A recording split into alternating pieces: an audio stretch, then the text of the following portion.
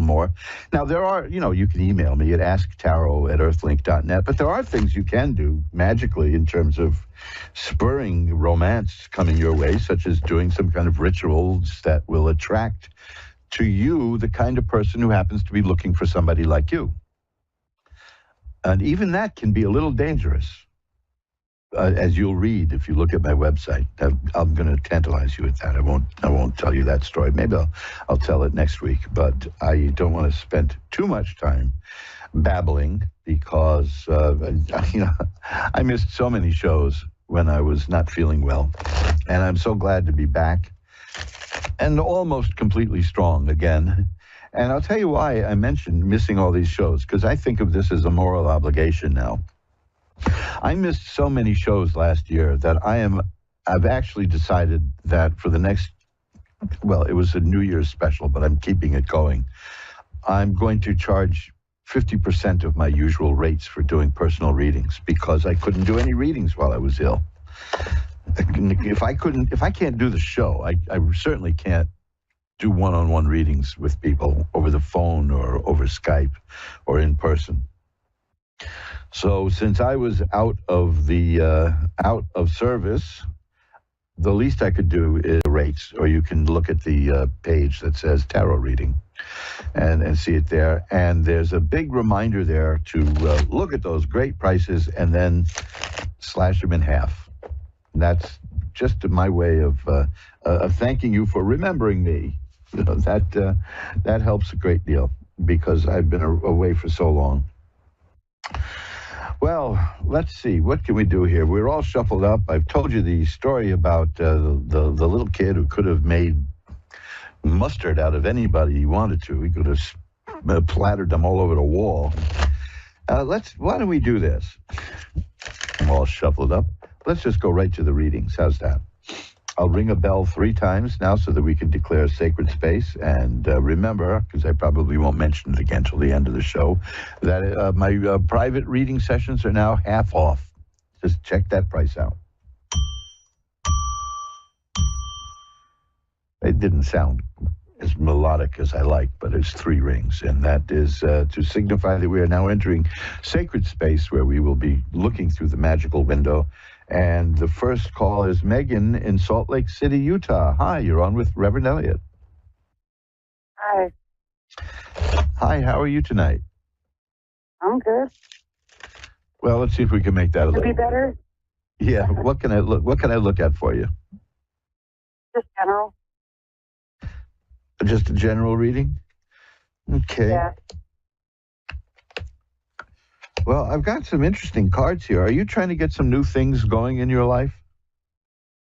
Yeah.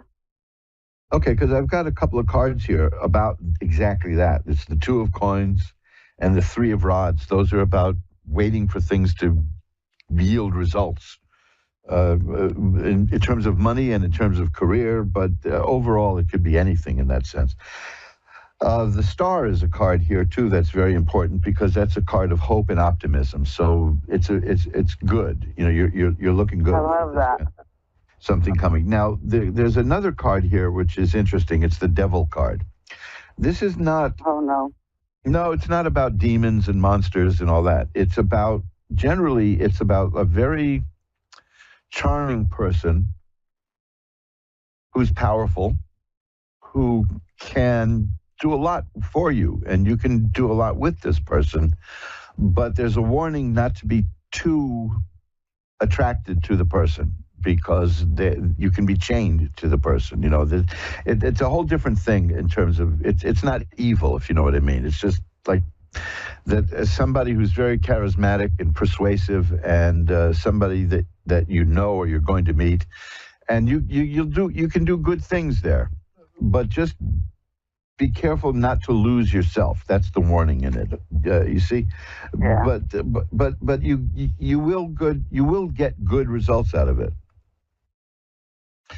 I have the Page of Swords here. That's telling me that you're changing the way you're thinking, that your mind is expanding and growing. Do you feel that happening? I do. Because this is a very good period for you. So that is the results that you're waiting for are tied in with the fact that you're seeing the world differently. I have the Eight of Swords here, which says that you have felt restricted in the past, but the Judgment card here, which is a card of rebirth, tells me that you're not going to feel that way. Even if you still feel that way now, you're not going to feel that way for long. And what you're looking for is going to be coming very soon, because I have the Eight of Rods, and that is about something that's in motion and it's headed your way now.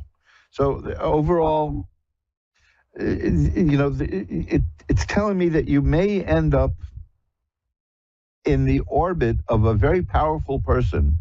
And it's just a warning here, the Devil card, not to lose yourself in all that. It's not something about selling your soul to the devil. It's not, that's not what this is about.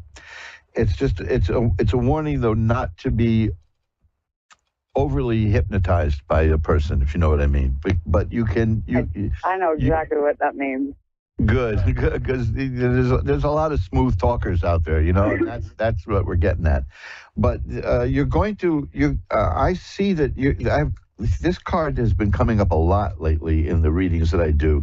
It's the Ten of Cups, and that's about perfected happiness and joy and a happy home and all kinds of things. So things are looking very good for you. It's just not started yet, but it will soon. Okay? Is there anything else you want to look at? No, that's good. Okay, that looks pretty good to me, especially the optimistic stuff and the happy ending there. So don't. It's a big change from readings before. Pardon? It's a big change from readings I've had before. Well, yeah, because things grow, and it's worth doing. We kind of frown on asking the same question over and over again. But if time goes by, of course you're going to want to look at. It's like looking out the window as you drive. A little later, you want to see what's there now. And here's one more card I got for you, which is very good, which is the Sun, which is about health and healing and growth and happiness. I think, according to these cards, you're going to be doing just fine. Okay, and it's in the works now. Now, I know that card about feeling restricted can be difficult, because you had the Two of Coins and the Three of Rods, which this is about trying to get something going and get it moving and get it working and waiting for results. And that can be difficult. But you just keep in mind that the ultimate here, the ending is happiness and healing and health and growth and all of that. That's all that good stuff. So the difficulties that you're facing on your journey are going to wash away, and you're going to be getting what it is you want. Thank you. My pleasure. Thanks for calling. Yep. Have a good night. Thank you. Bye-bye now. And let's shuffle them up. You see, this is a good reading. It's like as a kid on Christmas Eve is how I would describe that reading. It shows that there's things coming, that something's happening, and it's going to be good. If something's happening and it's going to be bad, I would definitely tell you anyway. For all of you people who are horror movie aficionados, where somebody cuts the cards and then they all die, that doesn't happen. Usually, and I'll tell you why, I have a theory about this. Usually, readings turn out very well for people. They almost never are bleak. And I think that's because you're asking a question. And the people who, you can't solve a problem or understand a situation if you don't acknowledge it. And in order to ask somebody about a situation, you have to acknowledge it. And that's the first step towards working something out. And that's why so many of these readings are so boringly positive and happy. What would I do? I mean, there's only one time, I've been doing this for this is my 13th year doing this on Ask on Radio. And before that, I was reading cards anyway. And in all that time, I only once on an Ask One radio show saw something I didn't want to discuss with the person on the radio here. It was too deeply personal, what I saw. So I asked the person to contact me off the air, and we'll do it privately, no charge, because that was my choice. But I assured her not to be alarmed. It wasn't anything hideous. It's just something that I didn't think she'd want to share with the audience. I'm not going to give you any hint as to what it was. But yes, she did appreciate that. Well, we're all shuffled up again. Cameron in Sydney, New South Wales is next. Hi, you're on with Reverend Elliot. Hello, Reverend Elliot. How are you? I'm doing well. How are you tonight? Or today? Oh, Yeah, well, thank you. It's the afternoon where you are, I guess. It sure is. Well, we're coming up to midnight here in the city of New York. So what can I look at for you there in the future? I'd like to know just what you see in the future in regards to my development with my current mediumship. Okay. Well, the first card I have is justice. Then whenever I get that, I ask, are you involved in any legal proceedings? No. Okay, because it's not always, but sometimes that does mean that. It's also in a broader sense getting what you deserve. Okay. Which can be good or bad, but the cards seem positive to me here. This is very similar to the reading I had before with somebody, which is acceptance. I have the Two of Coins and the Two of Rods. The person who was just before you had the Two of Coins and the Three of Rods, but they're almost identical. That there's something you're working on and it's coming to fruition, but you need to wait. It's about work and it's about money. But you're going to have are you looking for work right now?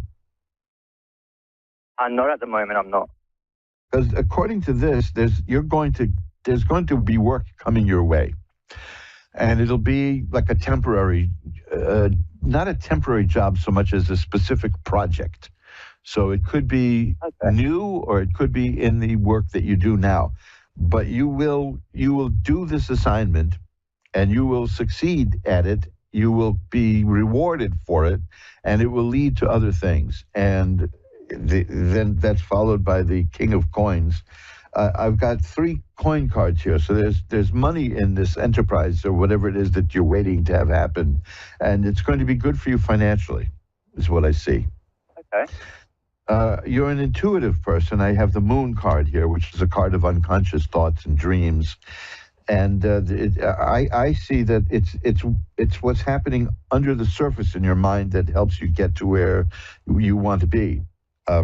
Well, the Ace of Swords is here, and that's very good. The Ace of Swords is about new ideas and new ways of thinking and new ways of doing things. So you're trying to get something going kind of entrepreneurially, I guess, and it looks like it'll be very successful, especially because first you'll know that this is coming to pass because you're going to be getting a job that is, I don't want to say it's a temporary job, but it's a definite assignment with a goal, and you're going to achieve that goal, and you're going to do it so well that you'll be rewarded for it amply. And one more card is the Six of Swords, which means you're getting from where you are to where you want to be. You're doing that, and you're going to get where you want to be. Because the image on this is a person propelling a boat from rough water to calm water. So that's good. And then I have the Ten of Swords followed by the Four of Rods. Now that's important. The Ten of Swords means that troubles, hard times, that's over. You're entering a better period where the troubles are finished. And the Four of Rods is a sign of happiness. So you're working at this. You're using your own mental abilities. That's the important part. And you're getting what you want. You see what you want. You know how to get it, and you're going to get it. And it'll be a just thing. You deserve it. It's what the cards are showing. Okay? That's brilliant. It's kind of that's exciting. Thank you, Reverend Elliot. That all definitely resonates with me with what's going on for me. So it's a great reading. Thank you so much. My pleasure. Thanks for calling. Have a good night. Bye-bye. Bye-bye now. And let's shuffle them up again. You're listening to Reverend Elliot's Magical Window, the rather pompous name for the program where a loudmouth shuffles the cards and just gibbers on and talks and talks and talks. But that was a great reading. I mean, you see, these are rough times economically. I mean, when a taxi ride in New York City costs $30, it's tough times. But tough times bring out the resourcefulness in people. Either you give up or you excel. You know, it's almost like you can't really tread water. You know, you got to sink or swim. You know, to coin a cliche, right? But these kind of times bring out a lot in people. You see, this is what I've found in these last few readings. And this has been happening in private readings also, which is people are finding resources within themselves that they didn't know they had. They suspected they might have it, but they didn't really know. And now they know because they've needed to make these things happen. This is the kind of thing that happened with so many people who start a new business and hopefully know what they're doing. You know, there's a statistic that says like 90% of new businesses fail. That's utter rubbish. Actually, it's that of the businesses that fail, like 90% of them will fail in the first year. But that's not the same as 90% will fail. I mean, you know, let's face it, if that were true, you wouldn't know anybody running the businesses in your area.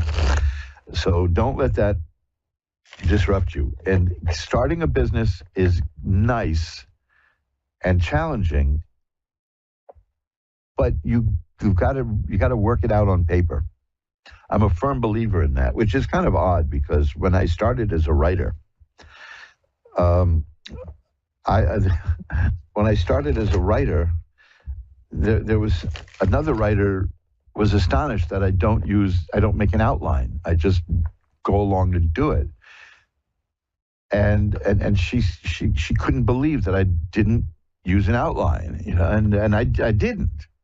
Well, that was a bone of contention, and this person didn't like that and then stopped speaking to me. Now, do you see how people are? But that's how I work. Now, that's with writing.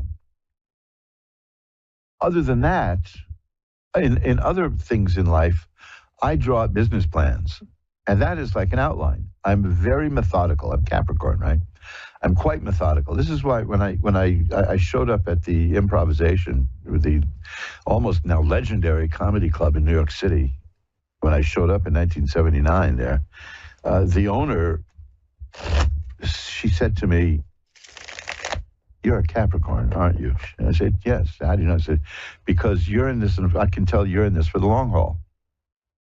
You're going to do this until you get what you want." And I was working out of that place for 10 years. I didn't become a household name as a performer, but people in the business knew who I was, and I did get work as a writer, which astonished a lot of people who knew me there. And they said, "I thought we didn't think you took this very seriously." Well, of course, the response to that was, I was here for 10 years. How could I not take it seriously? It's just because I made it look easy and made it look like I was having fun, you know. Now, the moral is just apply yourself and know what your goal is. Write it down, do it in stages, get a business plan going, and you can do anything. It's Archimedes was the one who said, "If you give me a lever long enough and I'll move the world." I believe that, which is, you know, it's kind of odd because I was an intuitive writer. I still to this day don't know how to read a play. I've written plays, I've written screenplays, I've written stage plays. I've been a play doctor. I came in and helped other people write them as a dramaturge. But I can't read a play really and get it. You know, I just can't. Some people can do it. I can't. To me, it's just it's a lot of lines of dialogue. It's an absolute failing on my part. Which, of course, is why when I was doing screenwriting, I wasn't doing it alone. I had a strong producer. Trust me, a pain in the neck is what he was. So I had guidance, but always look for that guidance. And if you can find somebody who can be a mentor, go for it. Hey, we're getting into real mundane stuff here, but you see, I believe that you shouldn't be doing spiritual, magical work until you take care of the mundane stuff. And that's why, for instance, for the last couple of years, as I mentioned in the show last week, I haven't been doing much in the way of magical studies, because as you all know, in your life too, the last few years have been a matter of intense practicality. We had a lot of troubles thrown at us. And hey, folks, we're still here. So give yourself a round of applause for still being here. Right here, let's give that here. There you go. Because these last few years have been abysmal in many ways. But that's, like I said, tough times bring out resourcefulness. Let's get back to the readings. We've hit the halfway mark. Let's go to Kelly in Cape Coral, Florida. Hi, Kelly. You're on with Reverend Elliot. Hi, how are you doing? I'm doing well. How are you tonight? I'm good. Well, let's see if we can make that better, okay? What can I look at for you? Yeah, definitely. Yeah. What can I... So I've been seeing a lot of signs from the universe, like sequential numbers and other things.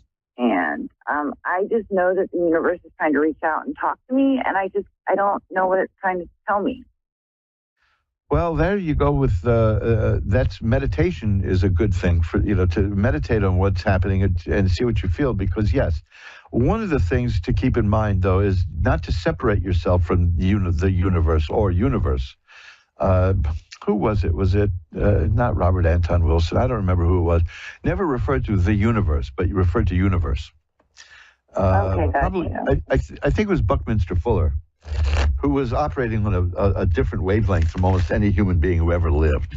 But see, this is one of the things that kills me about environmentalists. A lot of them act as though they're separate from the environment, and that they are going to do something to the environment that they think is good for the environment. They don't realize that they are the environment. And when you feel that, then a lot opens up. And meditation can do that. You can find some interesting. What is it that you want to see? Where do you sense this is going? Well, so there might be a job opportunity coming. I'm not really happy with the current job I'm in, and I have an interview next week for a new job. And I just want to make sure I'm going in the right direction. And I don't know if I should stay at my old job or... Let me just stop you right there, because as soon as you started telling me this, I started pulling some cards out. And the cards I got were rods. And rods are about work and career. So the cards are with you. The first one is the 5 of rods, and that's about stiff competition. And, of course, whenever I see that, to me, it means that somebody is out in the market looking for another job. Okay. The next card is the 4 of rods, and that's about happiness and fulfillment and enjoyment. And that's followed by the Ace of Cups. So it's telling me that what you're looking for in terms of work and what you're going to find is something that's more emotionally rewarding that's more important to you than simply merely money. How's that? Is that the kind of person you are? Yeah. Yes, that definitely makes sense. Yeah, because that's you'll do that. You're going to find that. I have the 9 of coins here that tells me that you're a person who is comfortable in her own being, that you're at peace with yourself. A lot of people misinterpret that as a card of loneliness, but it's a card of being okay with being solitary. That's not the same as that. It's not the same as loneliness. Is that you're not one of the people who must have other people around all the time. Exactly. And again, there's the 10 of Cups. This is just another one of these dull, happy, extremely happy readings. So what I'm seeing here, and there's money. Good money. Okay, what I'm seeing here is the Ace of Coins and the Page of Coins and the 2 of Coins, and there's the Page of Cups. You see, so there is going to be, while primarily you're concerned with a job that gives you emotional well-being, you will be well paid. That's what I'm saying. And more power to you, because Right. being well paid today is almost like minimum wage. You have to have a lot of money to even just get by. Yeah, definitely. I mean, it blows my mind to think about so many years ago that I was able to live and support somebody and live with somebody for like $12,000 a year. It's Yeah. in Manhattan. It's shocking, but this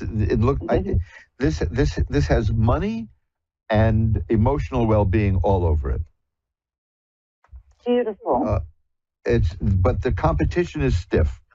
But you'll come through with it. I want to shuffle them one more time and see if there's any indication about what you got, getting what you're looking for. Yeah, this is the King of Rods. You're going to get the job. The King of Rods and the Queen of Cups. Boy, that sums it up perfectly. The King of Rods is mastery over the business world, and the Queen of Cups is mastery over the emotions. And so you have the masculine and feminine combining, and you have the heart and the mind in sync with each other. It's going to be really good. Okay. Naturally, there's going to be stiff competition for something like that, but you can make that happen at anything. I have a feeling that that's what you'll make out of the job. You see, people think I'm going to get a job and it's going to do this for me, but you got to make it do that, and I think you intuitively, that. The Judgment card is here, so this is telling me that it's almost going to be like a rebirth for you. You're entering a very good time. Very good. Oh, nice. So keep me posted. I'd love to hear how it goes. Thank you so much. I really appreciate it. Good luck, and I'll light a candle, send a white candle to send positive energy your way to help boost it along. Thank you. But it looks like you're doing fine. Okay? All right. Thank you so much. Thanks for calling. Bye-bye. You're welcome. Again, for dramatic purposes, it might be good to read a whole bunch of passages. But you see, there's so many good things that I'm reading. Now, in 2019, at the end of 2019, I was getting all these cards telling me that people were going to be starting something new in life. And I had no idea why that was coming. That was coming up with almost every reading I did. And then, of course, the pandemic happened, and so many people had to reevaluate what they did and where they did it and how they did it and why they did it and with whom they did it. I got to use the right who or whom. One goes with a preposition, right? The card showed me that. And, of course, that doesn't mean I understood that's what it was. I just remember, you can look at the archives. There's like 300. This is show number 383 or 382. That's a lot of shows. And you can hear the shows from the end of 2019 and see that I'm getting all these aces, which are beginnings for people. And, whoa, boy, did we ever get hit hard, huh? Well, that's past, and things are sprouting, things are growing. Economically, it's tough times now, but it's fertile soil. Joanna in Indianapolis is next. Hi, you're on with Reverend Elliot. Hi, how are you doing? Hi, you're breaking up a little bit. Can you hear me okay? Oh, no. Yeah, I can hear you fine. I'm not quite making you out. It's, Oh, no. Let me try to get better signal. Oh, it's all broke. Yeah, it's something happening here at my end here, but I can't make out what. It sounds like if anybody ever heard single sideband radio. That's what no. Dang. Let me see. How's that? I can hear you fine. Can you hear me? See, I can't make out anything that you're saying. Oh, brother. Will you do a reading on money and work and? Well, that's whatever. A little better. Go ahead. I can hear you better now. Cool. I was looking for a reading on money, work, love, all of it. All of the above. I hear you. Wonderful. That's great. Millions of dollars worth of technology, and it comes down to, what did you just say? Okay, let's see what we have here. Money and work. I'm getting cards about that, in fact. I had this card earlier. It's the three of coins. That's a person who is doing a job, a specific assignment, either a new job or a temporary job or an assignment within your job, and doing it and completing it and getting it done and being very successful at it and being recognized, and it leads to more work and money. I have the six of coins. That's about getting money. Lots of money and good money. It's a card of philanthropy sometimes. And then after that, I have the 10 of cups, which is a happy home. That's the third time today I've gotten that. That's I see good results coming in your life from work and from money with money. Very good. Here's the sun, which is health and healing and growth and happiness. Are you looking for new work? Yes, I am. I have an interview tomorrow. Oh, beautiful, because I have the ace of rods here, and aces are beginnings, and rods are career and work. So that's let's see what we get underneath that. Yay. It's looking good. I've got positive cards here. I got the 9 of rods. It's an interesting card. 9 of rods is a person who's been around the block, and you know what you want, you know what you're doing, you know what you have to do, and you've taken a few hits, but you're still here and you're much experienced.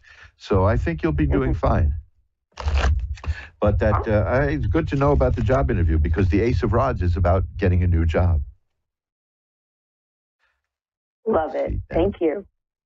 Let's see if there's anything else here. Yeah, this is the 8 of cups. It shows me that you're moving from things in your life that aren't working for you very well to what works for you. So that's good. You're making positive changes in your life, and it's going to be good for you. Absolutely. Mm-hmm. Okay. All right. Well, thank you. My pleasure. Thanks for calling. Yeah, have a good night. Thank you. Happy New Year, too, by the way. Yeah, Happy New Year. I keep forgetting. It's only February. The thing about February, folks, is that my father's birthday is this month, because he was born on February 29th. And so he'll be 100 and something years old now, but he's only had a birthday every 4 years. So, see, I was born January 1st, so I celebrated the New Year with everyone and my birthday. I'm a few days after you. I'm January 5th. Oh, fellow Capricorn. Yeah, and that's the Feast of Fools, which is perfect for me, I'm told. Me too. In those days, I'm old enough that in those days, if I had been born on January 4th, I would have been tax deductible for the previous year. But I showed up on January 5th, and I always wondered if my parents held that against me. I don't know. That's a little paranoid, right? I think it's funny. Well, anyway, Happy New Year, and it's great talking to you, and you're headed for some interesting stuff, and I will light a white candle to get positive energy to you for the interview tomorrow. How's that? Very good. Thank you. I appreciate your time. Well, that's what I'm here for. Bye-bye now. And let's shuffle it up. We have Fatima, or is it Fatima in Winnipeg? Yes, it's Fatima. Fatima, hi. How are you tonight? Good. Great. What can I look at for you? We have a few minutes left.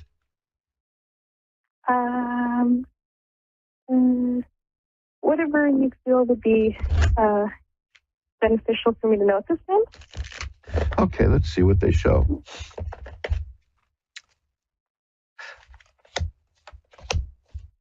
I have two cards here which are interesting together.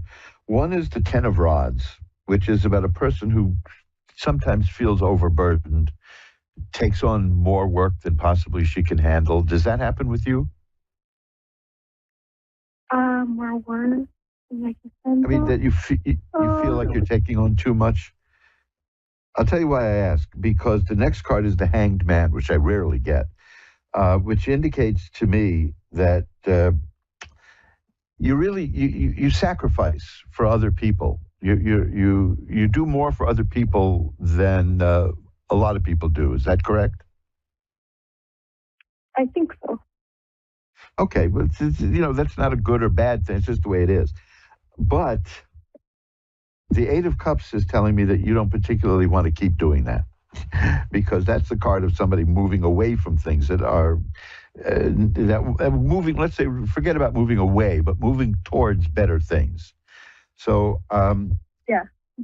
I see that. I have the feeling that you feel that you're changing. I don't want to say that you go out of your way and neglect yourself, but there's a component here where you're very caring about other people. And of course, I believe that if you don't take care of yourself first, it's not being selfish. You can't take care of other people unless you take care of yourself first. But you're moving to a space where you're getting to be more comfortable. This is the 9 of coins, where you're getting to be more comfortable by yourself and of yourself in your own skin. I had this card earlier, which it's not a card. A lot of people think it's a card of loneliness, but it's not. It's about a person who can be comfortable with who she is as herself. And I think you're learning. You're discovering yourself after a long time in your life of helping other people and dealing with other people's problems and being loved for it and helping people. But I just think you want something different for yourself for a while. Yeah. Now, here's another card I don't get very often, which is the Fool. And that doesn't mean you're a fool. That's a card that means that's a card that if there was anything negative in the reading, that card would wipe it out. According to the Romani people, see, I'm learning not to say gypsies. The card of the Fool is the beloved of God. So that's a very, very positive card, and you're a giving and caring person. Here's the Page of Cups, which means that emotion and the things in the heart and feelings are very important to you. The Strength card is here. When you've had to be strong, you've been strong. You just want to move away from that, though. Like I said, you're growing more. You want to be more independent, is what I see. Do you get that feeling? Yeah. Well, I see that you're going to make it. Good. These are very good cards. This card again. How many times am I going to get this card today? It's the Four of Rods. That's again great happiness, happy home, happiness. Things are. Yeah. You're on a path of. You're changing. Let me put it that way. One of the weird things about changing is we know we're changing when we start losing our friends because they don't. Yeah. They don't. What happened to you, right? Well, you're not the same. Well, of course you're not. You're growing. You're changing. I don't see anything that shows that people have been taking advantage of you. But you now would like to maybe put yourself ahead of other people for a while and see how that works. And you're going to do all right. I see you're going to do just fine. All the cards are here of the Page of Cups, the Queen of Cups. These are very good in terms of emotional growth and well-being. So I see you doing just fine. Okay? Awesome. It's. Let me just take one more because it's interesting when people go on a I hate to say journey, but yeah, it is a journey. I mean, that's so overused. I'm on my weight loss journey. I'm on my hair loss journey. The thing is that you are on a journey. You are, and I just want to see how that's going to work for you. Well, there's a new career is going to open up for you. That's the Ace of Rods. You're going to, and there it is again, the Sun. Healing, health, growth, happiness. You're on a good path, and you're going to change the nature of the work you do, and it's going to be very good. Okay? You're going to have a really good year. You're going to have a good 2024. How's that? Sounds good to me. Mm-hmm. Beautiful. Thanks for calling. I got to run. I'm out of time. I've got just enough time to say goodbye to everybody. So thanks for calling. Thank you. Bye-bye now. And hey, that's it. we've come to the end of the line of another Reverend Elliot's Magical Window, and we will get back together next week. Yes, we will, if you can believe it. I've now done 2 shows in a row. Let's alert the press, right? I ought to be sending out press releases. That would be fun. I used to send out press releases all the time, and it was very funny to hear news people on television extemporaneously chatting with each other and saying the things I wrote. That taught me a lot. Everything you see on television is pre-scripted. Even the ad-libbing is written. These guys all have their own writers. They go with the flow of the news writers, but they will always have somebody who they get things from personally to enhance themselves. And I used to send press releases out to things like that to local TV news people, just because it was fun, and why not, right? So we'll be back next week at the same time, 11 Eastern, 10 Central, 9 Mountain, and 8 Pacific, to look through the magical window of the tarot. Until then, my website is magic-works.com, magic-works.com. And you can also, there's another website, mojoacademy.org, one word, mojoacademy.org, where you will see marvelous books there, audio, video, all kinds of stuff. But there is a book there that will change your life. There's marvelous stuff there. And I'm mailing out books all the time. And it's one of my favorite things to do. So I will be back with you again next Wednesday. And until then, remember, who you are is the universe's gift to you. Who you become is your gift to the universe. Bye-bye now.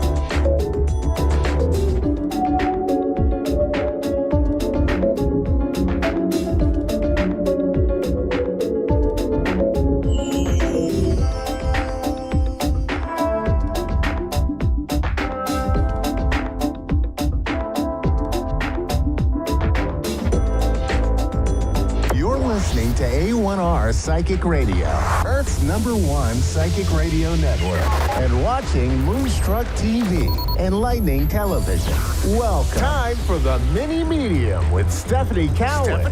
Live from tarotwithsteph.net. Connect direct. In North America, dial 888-454-2751. In London, 20-3519-2158. In Sydney, dial 02-8488-3147. Or online, contact us through our Facebook page, facebook.com/psychic radio. Or one of our websites, askoneradio.com or moonstruck.tv. This is the Mini Media on A1R, the Ask One Radio Network. All right. Hi, guys. Hello. Happy Wednesday. And what a special day today. Happy Valentine's Day. I decided to be a little festive in a sense and wear some attire that matches the holidays. So hopefully you all are at least giving back to yourself with some self-love. So even if some of you struggle with Valentine's Day or not fans of the holiday, that's okay. I always say just focus on giving back to yourself and that self-love no matter what. So, but I'm happy to be here, and I'm your mini medium as usual on the A1R Psychic Radio and the beautiful Moonstruck TV. I have been sitting here trying to get it ready today. You know, I was getting a little worried because I didn't feel so great earlier today. Had a bit of a headache and started to turn to a migraine. And, you know, my soon-to-be daughter-in-law said to eat green apples. I thought that was interesting. So I don't know if that worked or what might be, but I'm here and I feel better and did a little of my own self-love today. So anyhow, as usual, we're going to go ahead and let's pull an affirmation for this week. And we'll kind of chat for a minute. And then, of course, we'll take our callers today. I'm super excited. Just, you know, that a lot of people, you know, struggle with certain holidays. And Valentine's Day can be a tough one, you know, for those who, you know, have lost a spouse or even a child in that sense. Or those who just haven't found their person and want to know, you know, when or if that's going to happen, right? So anyhow, we'll see what happens tonight with those callers. But I'm going to go ahead and I'm going to count out these cards and let's see what our affirmation says for today. I kept seeing the number 18 today. So the 18, I was interesting because I thought that I thought maybe the 14 would be so appropriate since today is Valentine's Day here in the U.S. and wherever it may be.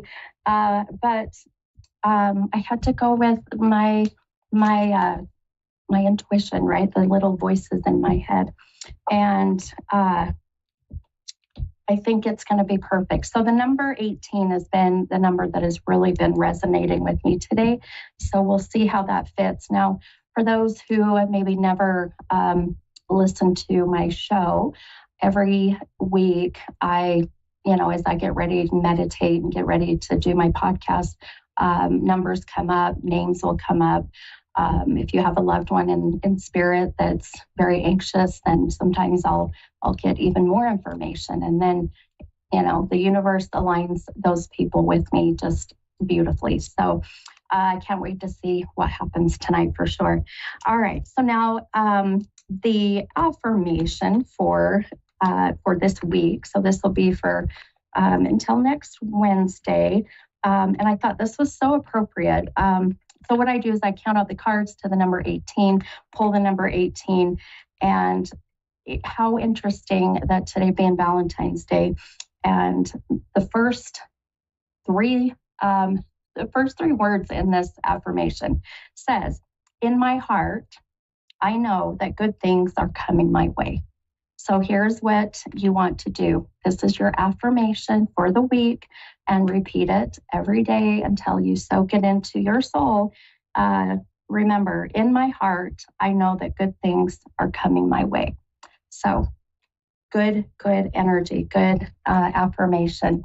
And, regardless of how tough that life can get, I really have so much faith that everything happens the way it's supposed to, and the way, everything happens for a reason, and everything happens for you and not to you, right? So then that way you feel like, okay, all right, I've got some things to learn. And then you don't feel like you're in a bit of what we would call victim mode. So think about that. I love to change that one word, the 4, or I should say the 2 to a 4. So it's life-changing, just that little bit, I promise. All right. Well, I am super excited to take this caller. This caller is from Australia, and this is Benny. Hi, Benny. This is the Mini Medium. How are you? Hi. Good. How are you? I'm doing great, hon. How can I help you tonight? I would like to do a reading for the first year. Yes. So this is my first reading for this year. So I would like to know about what happens going to be in this year, financially or. Yeah. Okay, sure. And so we can do what I call a general reading, just whatever my guides bring to me, whatever I'm drawn to, unless you have a very specific topic question that you're wanting to know for the year. Do you prefer one or the other? Mm-hmm. Do you want to do just a general reading? Yes. Okay, perfect. Okay, I'm going to go ahead and I'm going to pull some cards for you, and we'll see just kind of what comes, what the universe brings, what our guides bring to us. While I'm doing that here, Benny, I don't know if you heard me mentioning just a bit ago, numbers come to me during the day or all the time, actually, and usually it is connection with my callers or those who I do readings for throughout the day. So the number 18 has really been coming up today. Do you connect with that number? Oh, okay. Do you connect with the number? My daughter and my son is born in at 18. Your daughter and your son were born on the 18th? Yes. Beautiful. Okay, wonderful. Well, that's just validation that you were meant to be with me today to do a reading. So that 18 kept coming up, and your children's birthday being the 18th. I think that's amazing. All right. So let's see here. I'm pulling a few cards for you, my friend.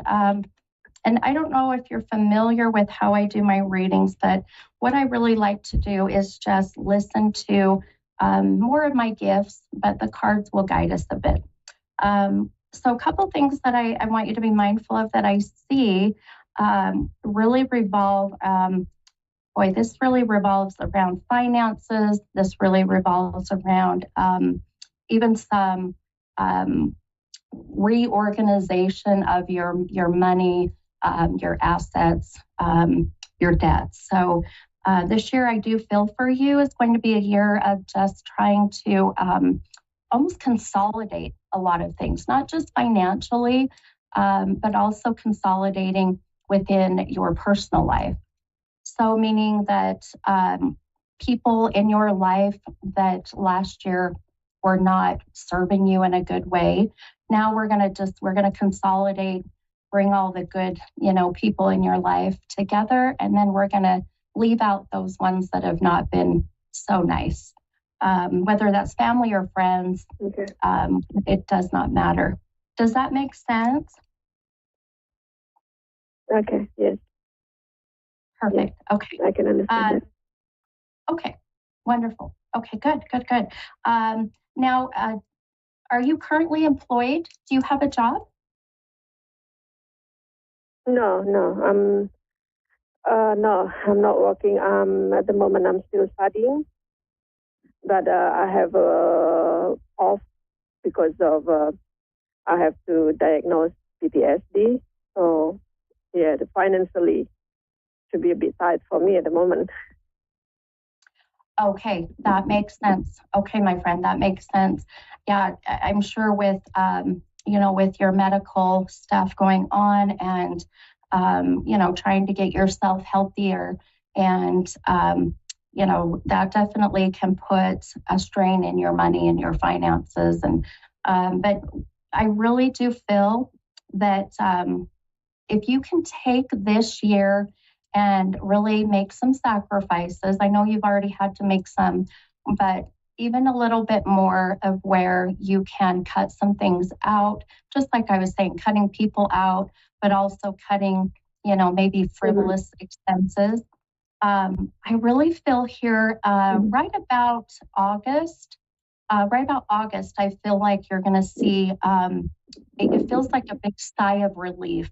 So it's, money coming in, or you're able to consolidate bills and things won't be too stressful financially, okay? Mm-hmm. Okay. Now, one last thing I'll tell you, and then I got to take my next caller, hun. But I feel like too that one thing I'm saying, especially the fact that I was connected to your two children with the 18th birthday. There seems to be one of the kids I feel is a bit distant, and that usually is either geographically they live far away, or just the relationship is distant. Does that make sense? Sorry, what do you mean? With one of your children, do they live far away from you, or do you feel like your relationship is far? You're not as close as you used to be. No, I really wanted to them. My ex is want to full custody. So then he lost the full custody. So which is with 50-50 custody. They're only 7 and 15. Of course, I wanna be with them all the time. Good. Okay, good. That's good. Good. Okay. So I just want to make sure that as I see the kids that if there's a moment this year where you're feeling a bit emotionally distant with the kids, or the relationship is there, just be very mindful of that. I do feel one of the kids kind of is struggling with a lot and may pull away from you. So just be mindful and really just be there for that one for sure. But I feel overall for this year, it really is going to be a year of consolidating, making some sacrifices, so that then 2025, you'll see some new changes that are going to feel this huge relief off your shoulders, okay? Okay. All right, my friend. Well, I enjoyed meeting you and talking to you, and I hope you have a wonderful night. Thank you so much for calling in. Thank you very much for your time. Yeah. You're welcome. It's my pleasure. Happy Valentine's Day to you. Have a great night. Thank you. Bye. Okay. Bye-bye, hun. All right. I have my next caller from Georgia. I missed her name. Georgia. Aquanda. Hi, Aquanda. I love that name. Oh, it's beautiful. I love that. Thank you. Thank you. How are you tonight? I'm good. Good. How can I help you, hun? 24 has been different. It's been rocky so far. I have to kind of agree with you. My January was a little rough. It was a little rocky too for me. Yes. What question do you have for me, hun? I don't know. I need to know what is going on that changed, because I worked kind of hard trying to keep the peace and balance, and everything just went haywire. My personal life, my children, my family, everything, my finances, everything. Oh, goodness. Okay. Well, I don't know if this will make you feel any better. I feel like sometimes when we feel that we're not alone, it can make us feel a little better. Um, I I do probably an average about 15 to 20 private readings a week, and I have really noticed that majority of my clients have really said that 2023 for them was just a rough year. It was a year of just um, so many things that happened that opened a lot of people's eyes to what they needed to change in their life. It also made them be more mindful and aware of what they have and to be grateful and thankful for. A lot of that energy carried into January. Now, for me in January, I had a loss of a loved one. My daughter had a miscarriage. I mean, it was just like, I feel you, hon. January was rough. I felt like it was like 365 days in January. It drug on.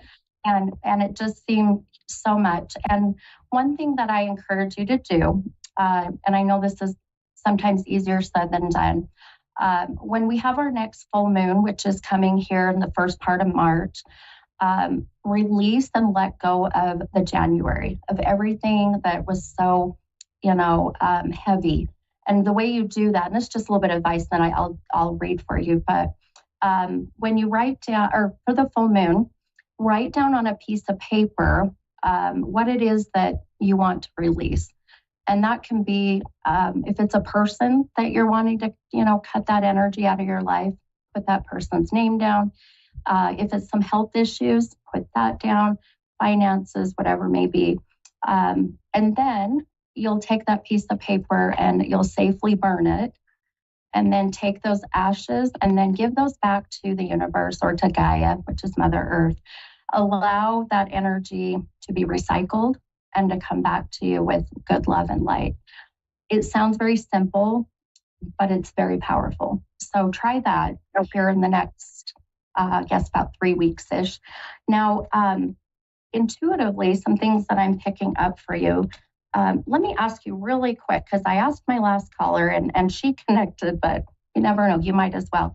I see numbers all day, especially my day of my podcast, my guides, and the number 18 has been very significant today.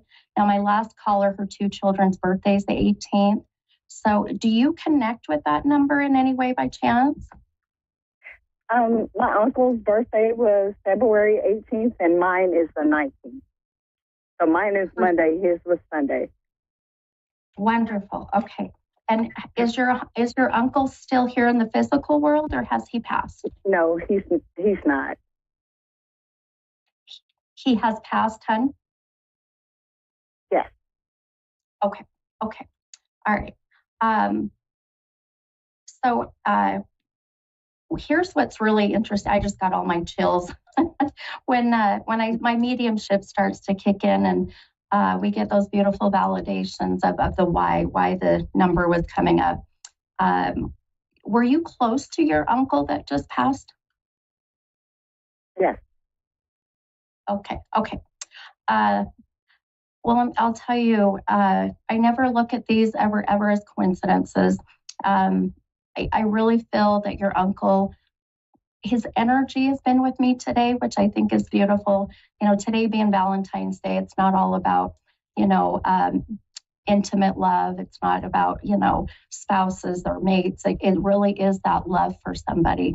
And I feel like your uncle coming through and being with me today and you meeting up with me, the number 18 being connected to him, just validates how protective and how much love this uncle has for you.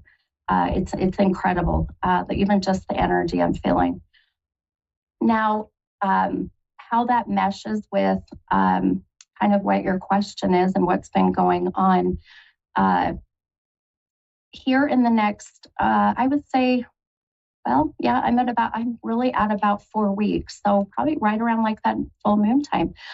You do have a shift coming in your energy in the universe just for you. And what's going to happen is a sense of you feeling a need to step back and reevaluate some of the decisions that you've made in 2023 and either move forward or it's time to completely end them. One of those I do feel has to do with a relationship that I feel is just not serving you in a good way, hon. Do you understand that? Does that make sense? Yeah. Okay. Perfect. Beautiful. Now, do you connect with a name? I just heard, that was interesting. I just heard a name, which I'll get through. It's called clairaudience, so I'll hear voices. But I just heard the name, two-syllable F name, like Frederick or like Franco. I can hear the two-syllable F. Do you connect with that name in any way, by chance? No. Okay. Not that. I'm kind of nervous, so. You're okay. It happens a lot. I always tell my clients, just take it with you later when you're able to kind of breathe, and focus a bit. All of these will come, to fruition. But there's some reason why that two-syllable F name or a word, like Frederick's not a common name, but even like Francis, that's not very common either. But keep that in mind. But I feel like this is even a grandma, a very strong grandma, very strong female that I'm starting to pick up on. Do you have a grandma on mom's side that has passed? Yes. Okay. May I ask what her name is? Inez. Violent Inez. Inez. Okay. Yes. Okay. Violent was her first name, but Inez is what everyone called her. Ah, okay. Okay. Okay, perfect. I feel there's some reason that F name that is connected to your grandma. So keep that in mind. That might help you later. On my father's side, his youngest sister is named Debbie. Is what, hon? My aunt on my father's side is my aunt's name is Debbie. Oh, okay. Okay. And has she crossed over? She passed? No, her son did, and she's struggling with it. Gotcha. Okay. Are you close with her? Do you have? I am. Okay. Okay. You definitely had a purpose to be here, my friend, especially on this day of love. I really do have a feeling that I have your uncle. I also have the younger male, which would be you said your aunt's. Is that right? Your aunt's son? Yeah. Is that what you? Yeah. Yeah. He's actually around my age. Ah, okay. Okay. Perfect. Do you connect with the number 36? 36? That just popped up. So for me, that'll be the age of 36 or March 6th. March 6th. Oh my God, that's my sister's birthday. She passed away. Oh my goodness. Oh my goodness. You have a lot of loved ones coming in, hon. Your sister passed and her birthday was March 6th? March 6th. Okay. Well, your sister's here, honey. This is the beautiful, it is all the messages and the beautiful signs that your loved ones in spirit have your back, that they are rooting for you, if you will, guiding you, protecting you, even through all of these times that feel like you're just, ready to break, per se. I'll tell you, you have an army on the other side that is going to make sure that nothing happens to you. I guarantee that, hon.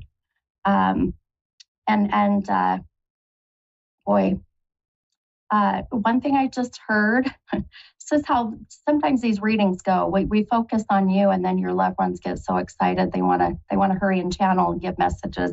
But She keeps mentioning, she says, tell my sister to leave her hair alone. She says, tell her to just leave her damn hair alone. She's talking about. God. Are you changing your hair a lot, or did you just change it? Yes, I've been stressed. Oh, yes. Yeah, she's like, just tell her to just leave it. And she just keeps saying how beautiful you are and what a beautiful human being. And she says that you know the saying when they say no good deed goes unpunished. Yes. Your sister keeps telling me to tell you that you've done so much good, that it's just a matter of time before, God or the universe, whoever you believe in, is going to bring these blessings. Now, I feel just intuitively that you're going to see some relief coming here in the next month. And so, and I don't tell people what they want to hear. I tell you what you need to hear. So, yes. But this is going to be a year of you really learning about yourself, and learning what's really important, and what's worth putting your energy into. It's really going to be a year of almost like house cleaning, just cleaning out the dust, the dirt, if you will, that's just not serving you in a good way. And as this happens this year, just without a doubt, my friend, your loved ones that have been popping in just in this short amount of time are there to let you know they'll make sure that that things get better. Okay. Okay. All right, my friend. I know these are so short. I have to wrap up my show, but what a beautiful, you've got so many amazing souls that popped in really quick. So I think that's a testament to the protection and the guidance that these ones are going to give you. So just trust in that. Ask them for the help, okay? Okay. Okay. All right, my friend. Well, you have a happy Valentine's Day, okay? Thank you. Same to you. Thank you so much. You're so welcome. Bye-bye. All right, guys. Beautiful show. Incredible. Lots of amazing messages. So I hope you guys have a beautiful Valentine's Day. Remember to give yourself that self-love today. I'll see you next week. Bye, guys.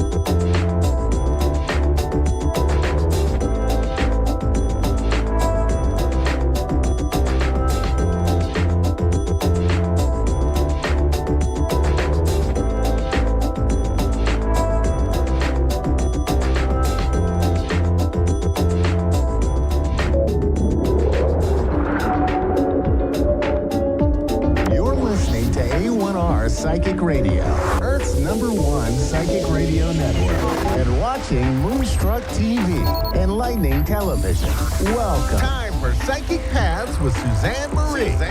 Live from PsychicPaths.com. Connect direct. In North America, dial 888-454-2751. In London, 20-3519-2158. In Sydney, dial 02-8488-3147. Or online, contact us through our Facebook page, facebook.com/psychic radio. Or one of our websites, askoneradio.com or moonstruck.tv. This is Psychic Path on A1R, the Ask One Radio Network. Hello, everyone.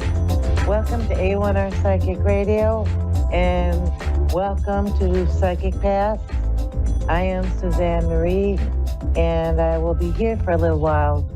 I hope I get a really good caller. So I hope that you are doing well and that this week is going good for everyone. So get on the phone and call if you want a free reading. It always helps. It's always good to know that there are the resources to get a reading if you want a reading.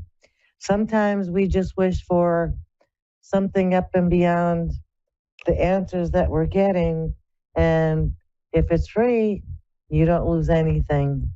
So you can reach me at psychicpaths.com if you would like a private reading from me.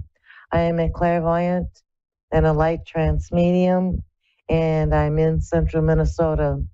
So I do hope that everyone is doing well. It's February already, and it looks to be somewhat of a really good year. All the planets are aligning. Libra's going on, and that's Venus. So, I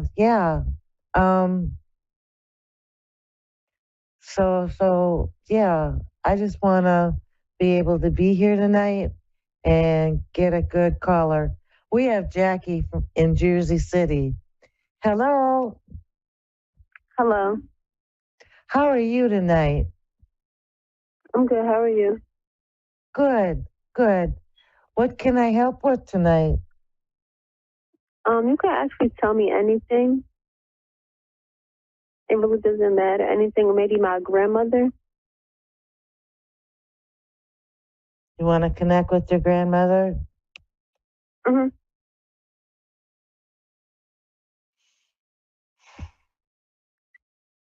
Hang on a second.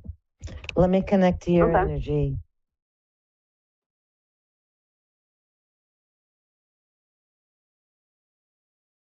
So was her passing slow? Did it take a while Excuse for her me? to pass? Was her passing slow? Was it ongoing? A little bit. Was it ongoing? Yeah, it kind of feels like it was lengthy. It seems like it took a while for her to pass over. Yes, it did. And she's come and she's telling me that she had kind of withdrawn from everyone and everything. Did she seem withdrawn? Kind of like she stopped talking and stopped caring about things. I think she was like lost interest. There's a feeling of losing interest in the things around her.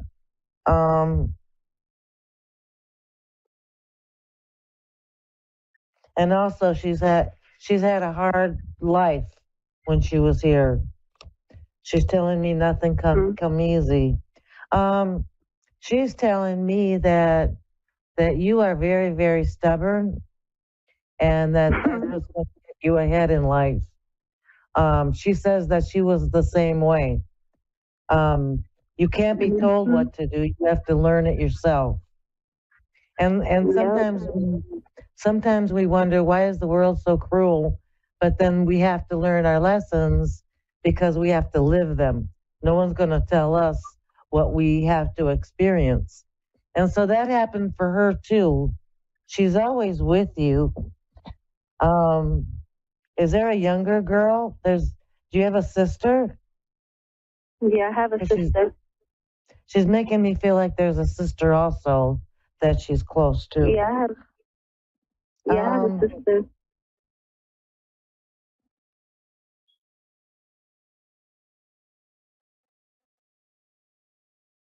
Yeah, she's saying that really you're gonna be one heck of a lady. I would give it, like, from what she's saying, in the next 5 years you should get everything that you've put your focus on. And she wants to know you to know just how precious a person you are. She says sometimes you forget. Sometimes you're very critical of yourself, is what she's telling me. And she's sad. It makes her sad. Things are sad. It makes her sad when you start criticizing yourself. When you get the feeling like you should do more or be more or what you're not. She really thinks you're perfect. And so when she has these feelings of when you're being your worst enemy or your worst judge, that it's really not necessary. Just put your mind on what you want and go for it, and you will succeed. And she's right there with you. And whenever you want to talk to her, she's right there. She's right there with you. No work at it. And she will somehow let you know that she's with you. I'm trying to see what else she's saying.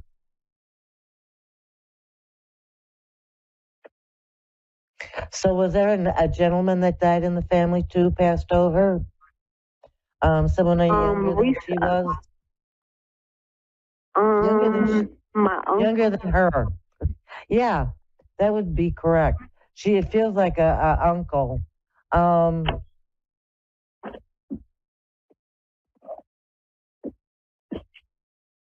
trying to get it. Yeah, it was an uncle. Was he a distant uncle? Because it feels like he wasn't.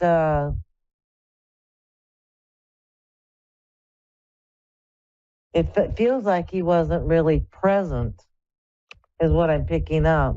I don't know why. But I'm not sure about that. it's okay. You can think later.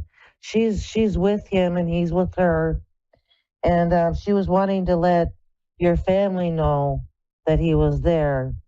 Now,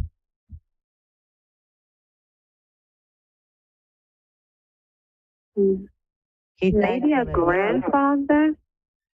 No, Kind of young. Yeah, he's kind of young. I would say 40s, 50s. Oh no, no. He's kind of young. So maybe you can ask around and see who this guy is, because she's like wanting the family to know he's there. We don't, anyone that passed away is like over 50, over 60. I don't have no young uncles. I wouldn't say in the 30s or 40s, but I would say 50s and 60s. But yeah, find out later. I don't get a real good read on him, or his energy. But I'm seeing what else. Do you see anything of my her sister?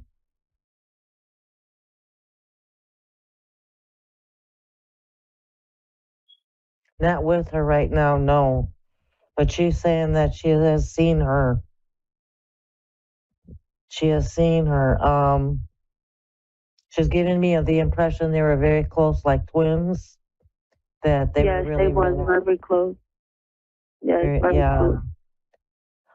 So she's just trying to say, follow your dreams, focus on what you want, have patience, and above all, she's saying, just really be gentle with yourself.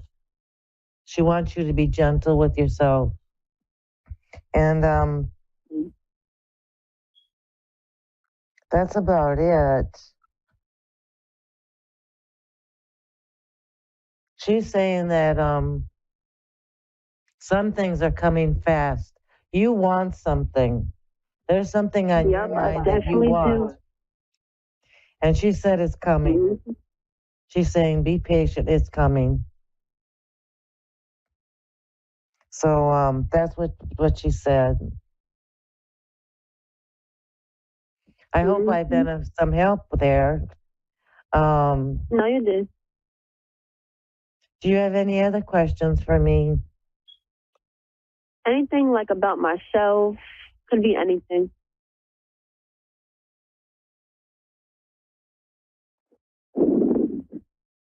There's somebody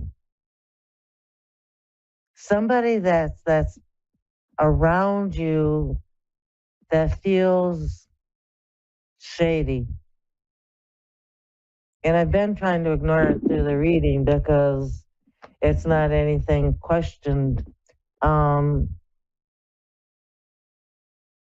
you feel like you're being watched? Do you feel like there's someone around when you don't see anyone? Because I feel like, because I really feel like there's a negative entity around you, and it just could be because you have a bright light. You have an inner light that's very, very bright, and sometimes the dark side is attracted to the light, but they also start to try to diminish the light. So I would try to figure out a way to protect yourself. If you feel like you're not alone, you're being watched and someone's there, tell that person to go. You have a right to say, go and don't return. This is my space. Do you know what I'm saying? No, I definitely understand you. Because I feel like there's a dark presence around you and I don't like it. And I thought maybe it was in this reality, but it's not. Also burn some sage if you have any, if you can get any. You can burn sage or frankincense. And that should help your energy and your space clean. Okay? Okay. Well, thank you for calling. I appreciate you calling. And I hope you have a great week. And be patient because your grandma's saying it's coming. I know exactly what she means. All right. Thank you and have a good week. Bye-bye. Thank you. Okay, everybody. I will see you next week. Everyone have a great week. All right. Bye-bye.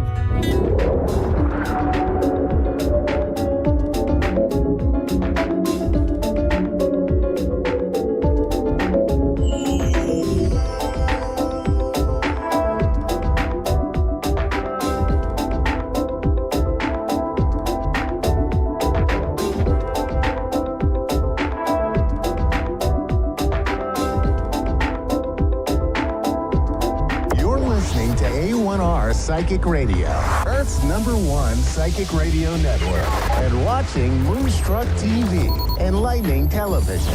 Welcome. Time for Maria Leggett's Medium Show with Maria Leggett. Live from MariaLeggett.com. Connect direct. In North America, dial 888-454-2751. In London, 20-3519-2158. In Sydney, dial 02-8488-3147. Or online, contact us through our Facebook page, facebook.com/psychic radio. Or one of our websites, askoneradio.com or moonstruck.tv. This is Maria Leggett's Medium Show on A1R, the Ask One Radio Network. Good afternoon, everybody. Welcome. I love that it says Dayton, Ohio today. Actually, I'm on vacation sitting in a hotel and had to find a place where I could sit where you wouldn't see a messy bed. So I am in Virginia and I am doing some stuff with family and I am absolutely enjoying some sunshine today. It's nice to be in a different place.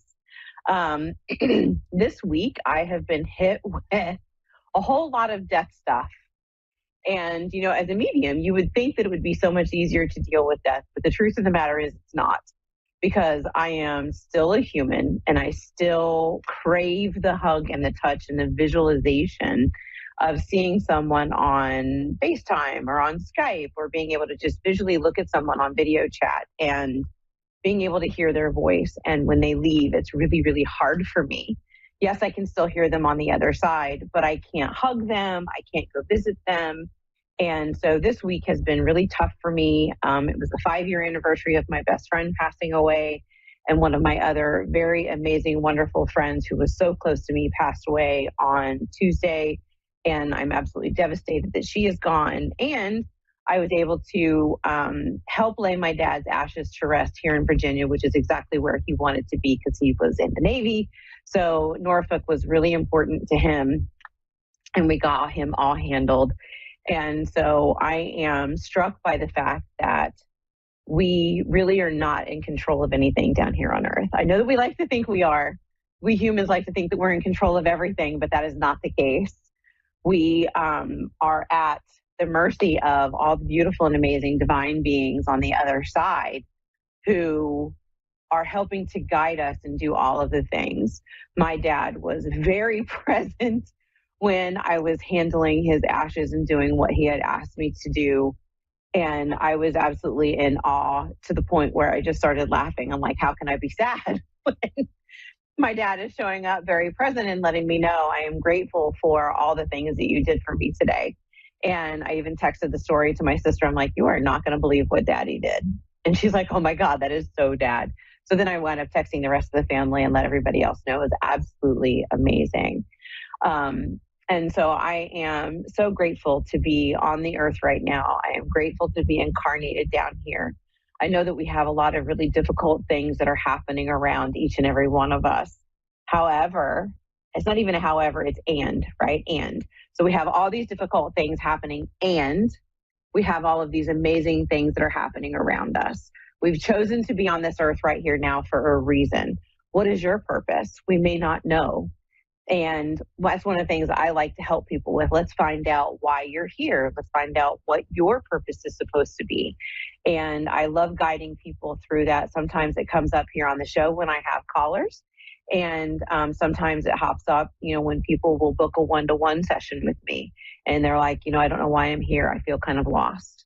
And I love being able to go into Akashic Records with people in a reading and find out why. Why am I here? What is my purpose? What am I supposed to be doing? Because each and every one of us have our own why. I know for me very specifically, one of my whys is I am down here to help educate people and help them to understand why they're here. And I'm here to help them understand that we can all do what I do here and what every other person on these shows do. We all have this ability. We just need to tap into it and believe in ourselves, believe that we can do this, believe that you have the ability. And this is one of those things I get up on this soapbox, and I don't mean to, but it's just kind of how it goes. I have a lot of people who would say to me, you're so lucky that you have this gift. And the gift in what I do is the love and the support that I get from my clients. The rest of it is just an ability.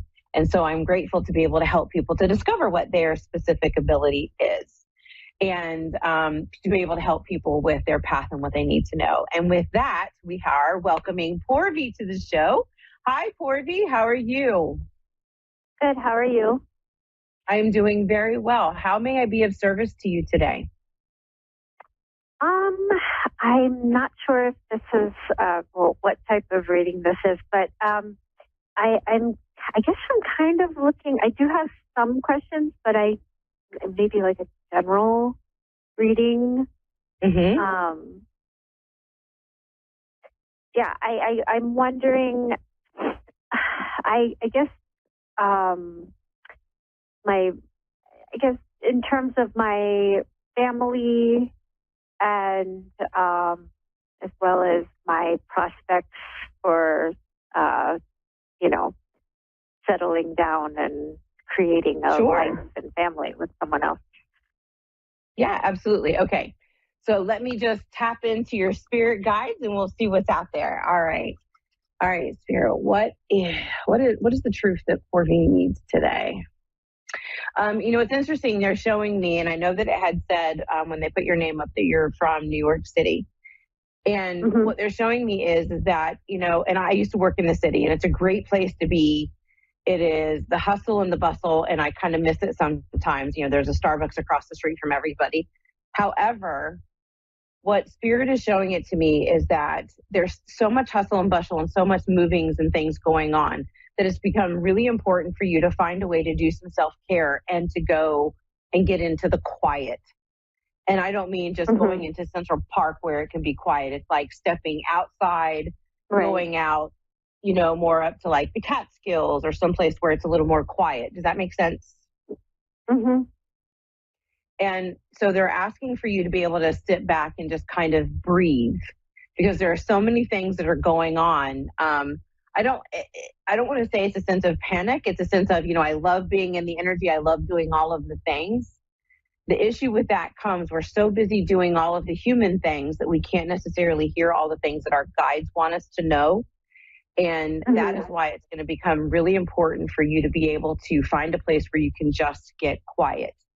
And I don't know why they're saying it's going to be outside of the city, but it's outside of being in the hustle and bustle of wherever it is that you're living. So it's getting more into nature where there are trees and things.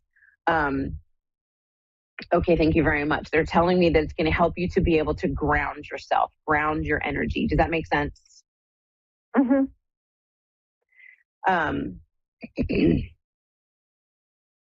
They're also talking to me about, I don't know how you understand this. They're showing it to me as though there's like an outside pressure for, when are you going to start doing this? When are you going to start doing that? And it feels very much like it's coming from family. And you're like, hey, listen, I'm trying, but I have this life.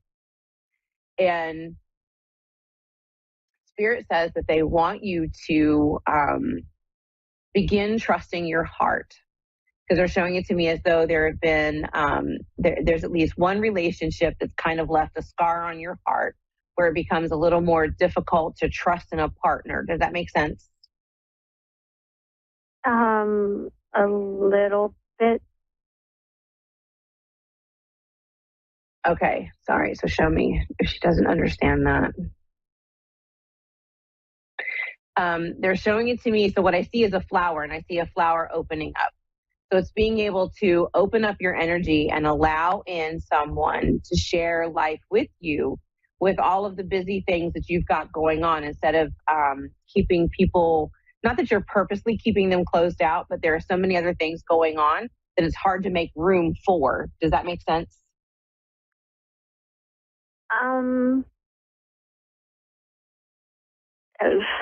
Not really, no. Sorry. Okay. No, it's fine. I can only tell you what they're showing me. Because it feels to me as though you had asked, what about a relationship coming into your life? Is that not correct? Okay. So they're definitely talking about you making room for it.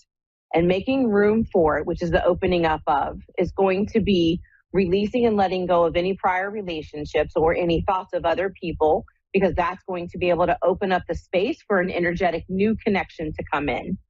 So that's one of the things that they're representing very clearly. They also want you to be able to make room for, here I'm going to choose one night a week where I'm going to date, or it's, one night a week where you're going to go put yourself out there. So I don't know if you're doing something specific to put yourself out there or not, but that's what they're showing, that you need to find something very specific to put yourself out there to begin, whether it's, I've been married for 26 years. So whether it's doing the dating app thing, because I can just see like a phone and the swiping thing, I don't know what all that is. But being able to put yourself out there more to show the universe, hey, I am ready to go out there and do what I need to do. Does that make more sense? Yeah, a little, yeah. Okay.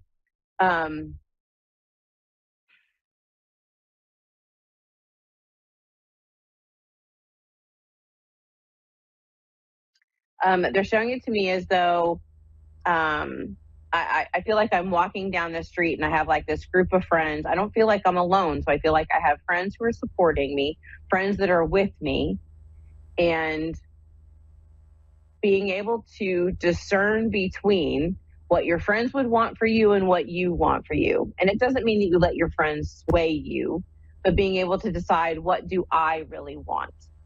And being able to sit down, especially because we are in the waxing moon right now. And because we're in the waxing moon, Corby, this is a perfect time for you to sit down and make a list of your ideal partner.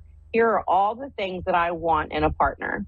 And you start making that list between now and the full moon.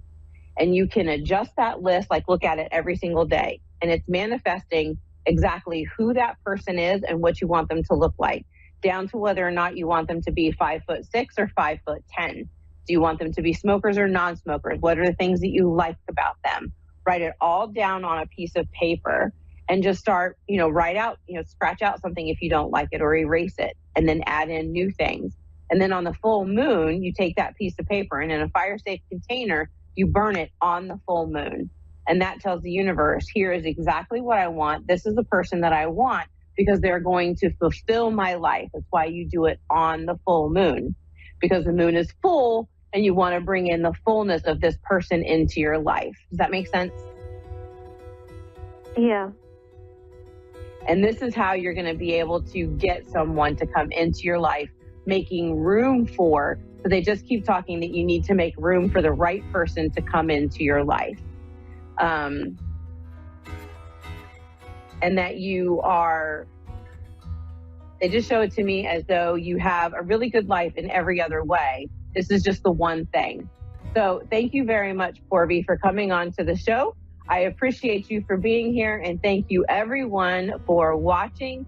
Thank you so much, and I hope you have an amazing rest of your week and enjoy all the rest of the shows that come after mine. Have a good one.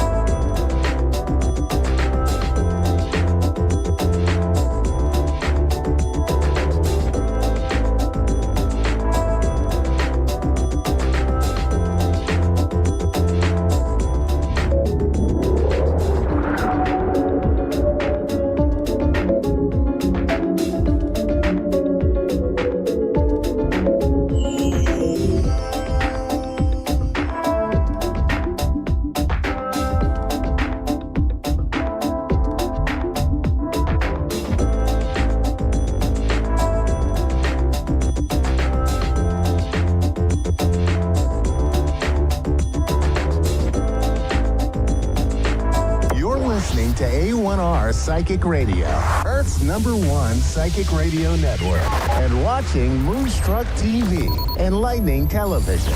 Welcome. Time for New York City Celebrity Psychic with Perry Lyons. Perry Lyons. Live from PerryLyons.com. Connect direct. In North America, dial 888-454-2751. In London, 20-3519-2158. In Sydney, dial 02-8488-3147. Or online, contact us through our Facebook page, facebook.com/psychic radio. Or one of our websites, askoneradio.com or moonstruck.tv. This is New York City Celebrity Psychic on A1R, the Ask One Radio Network. Okay. Hi, I'm Perry Lyons, New York City Celebrity Psychic, clairvoyant, clairsentient, medium, and mammal. Welcome to my show. I'm waiting for you to call in. I'm staring at the phone like a lovesick teenager waiting for your call. There's a beautiful crescent moon tonight. I don't know if you've been outside. What's it like if you have? I don't think I've been outside since 2010. And happy Valentine's Day. That's why I'm dressed like this. Feathers. This I have 2 pet parakeets, and I put this on, and they're like, "She's a goddess." They're usually a little snooty with me, but when I put this on, I proved I was one of them. So I'm here to listen to your deepest, darkest secrets. I'm here to take your questions. I'm here to give you answers. And apparently I'm here to keep using the rhetorical device, I'm here. So I think I'll stop that now. We're going to start with the psychic tarot weather. We do this every week. Excuse me, nose itching. The feathers are good. If these feathers make me start sneezing, I'm suing. I don't know who I'm going to sue. Anyway, so here's how the psychic weather works. I'm going to pick 3 cards, which I picked before the show. And Anissa, what a beautiful name. Anissa, I'm just going to do the psychic tarot weather. And then I'll get to you. So do me a favor while you're waiting. And if you're listening or watching at home, you try this too. I'd like you to take a deep breath, which is hard for me to do in this outfit without causing a scandal. But take a deep breath in and then let it out through your mouth like you're blowing out a birthday candle. So it's like this. What that does is it stimulates your vagus nerve, not your vagus nerve, which is where you wake up in a hotel room with a sex worker and no money. But the vagus nerve, which regulates our central nervous system. So when you breathe in deeply and then breathe out in a controlled manner, it gets you nice and psychically aligned. So I can just jump into the sock drawer of your soul and rummage around and tell you what's going on.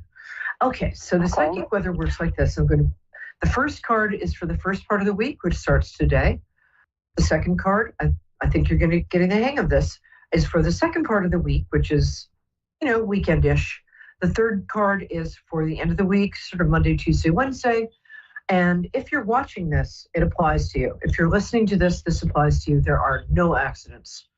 Well, there are occasionally accidents, but not in this show, they're not. Oddly, because I always take the first 3 cards I pull. I never pre-arrange it.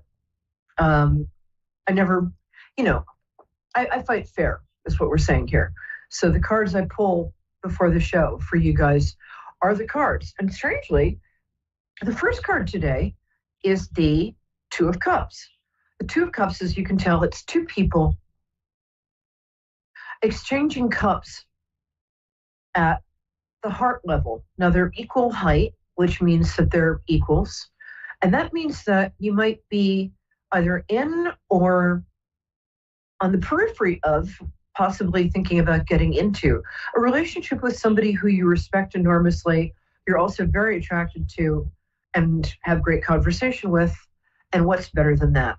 The reason I say that is if you look at the card, you'll see that the golden cup extends from the throat chakra, which is communication, so that's great conversation, goes down through the heart chakra, I'm sorry, I have art nails because I've been doing art all day, so forgive me. Goes down through the heart chakra, which is obviously romance and love, goes down through the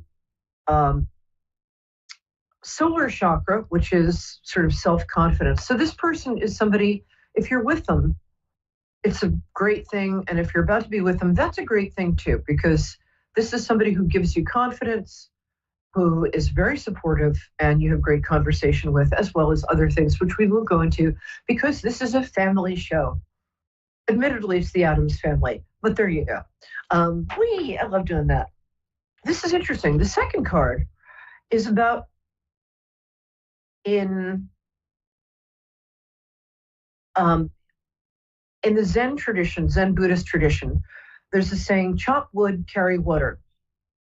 And what that means is just sometimes you just have to get the little stuff done, as tedious and whatever it is. So you might be, doing the T word. I'm not going to say it in television. Okay, taxes. You might be, the next few days are about just getting stuff done. And just chopping wood, carrying water, not literally, although feel free if you who might have stopped you. But it's very much about tending to the details, the sort of ignominious details, the tedious details of life, because you're going to feel so much better, because I happened to see the card that's coming up before you did, and I know that what's happening next is awesome. There's some sort of big triumph coming up for you. And I'm not saying that because I'm some sort of TV psychic, although in fact I am a TV psychic, also a radio psychic, also an everyday psychic, also a mammal. This card is, for those of you listening at home, it's the Six of Wands. And the picture in the card is a guy, he's not wearing a horse. That would be weird. And this is a family channel. He's riding a horse that's wearing a green tablecloth. Okay, maybe it's not a tablecloth. It's a green cloth, but you could use it as a table. Anyway, and that symbolizes healing. He's holding a big stick. Don't go there. And on that stick is a kind of a laurel wreath. I can't say the letter L, by the way, so it sounds like I'm saying laurel wreath, and I'm sorry about that. Laurel wreath, which symbolizes, look, what this is a really good card, basically. I'm not going to bore you with the details. What this card means is you've been sort of fighting either an artistic battle or a battle at work, or something that has to do with your reputation, and frankly, you're coming out smelling like roses. It's really good. So there's some sort of, also, if you've been battling some sort of illness, there's going to be an upswing or a breakthrough, and your illness is either going to sort of suddenly get better or turn out to be much less bad than you thought it was, or you might just heal spontaneously. This is a very accurate card because I was with a friend today with whom that happened. So I'm praying for that for all of you. Woohoo! Okay, my darling. Is it Anissa, right? Are you still there? Right. I'm still here. Awesome, Possum. Now, I can barely hear you because I had a little microphone malfunction earlier. So if just know that, but you can hear me, right? Right, I can. That's a yes, right? Okay, awesome, yes. Thank you. Now, I like to connect to people through their birthdays. So tell me when your birthday is, please. March 19th. Oh my gosh, I'm March 18th. You're March 19th. Rock on, girl. Wow. Us March 18th and 19th girls have to stick together. I know, right? That's so cool. I've never had anybody with a birthday close to mine in the show, and I've been doing this a while now. I'm so happy you're here. Yay. Just so you know, we're in the Scorpio part of Pisces. So, you might know some Pisces girls who are very delicate, or some Pisces girls who are very sort of fragile. We're the badass of Pisces. We're the girls who come in, get it done, and make it look easy, even though it seldom is. Okay, so what's your question, my angel? Wondering if my current situation financially is going to get better. That's a question a lot of us are thinking about right now. Yeah, you're going to have to take your game up a step. And you've got a perfectly good game. But do you do something like, not reception, but maybe you're a receptionist at a doctor's office, or something sort of to do with around healing? No. Do you do something? Okay, sorry. Well, I'm right 92% of the time, and that was the other 8%. Sorry about that. I feel like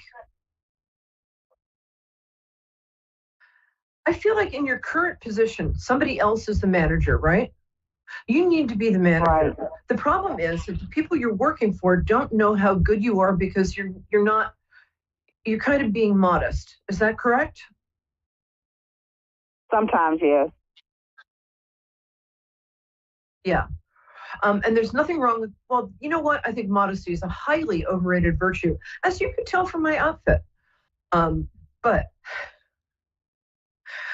what I would like you to do is start to keep track, like get a little notebook, or you could write it on your phone. God, I just sounded so 1995 there. Keep track on your phone of what you do and speak up a little more sort of in meetings. Draw a little more positive attention to yourself because people really like you. But you can be a little quiet at times. Yes? Right, yes. Yeah. Well, remember, we are the badasses of the Pisces universe. So what I want you to do is close your eyes, take a deep breath, and get in touch with your inner badass, because trust me, Anissa, she's there. She really is. It also feels like you've got a talent that you're not using. Do you have some sort of artistic talent? Can you tell me what that is? I don't. I have no artistic talent. None that I'm aware of. Are you sure?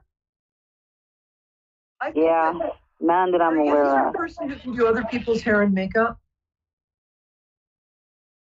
No, I do no hair and makeup at all. I think you've got... Okay, well... I'm pretty plain.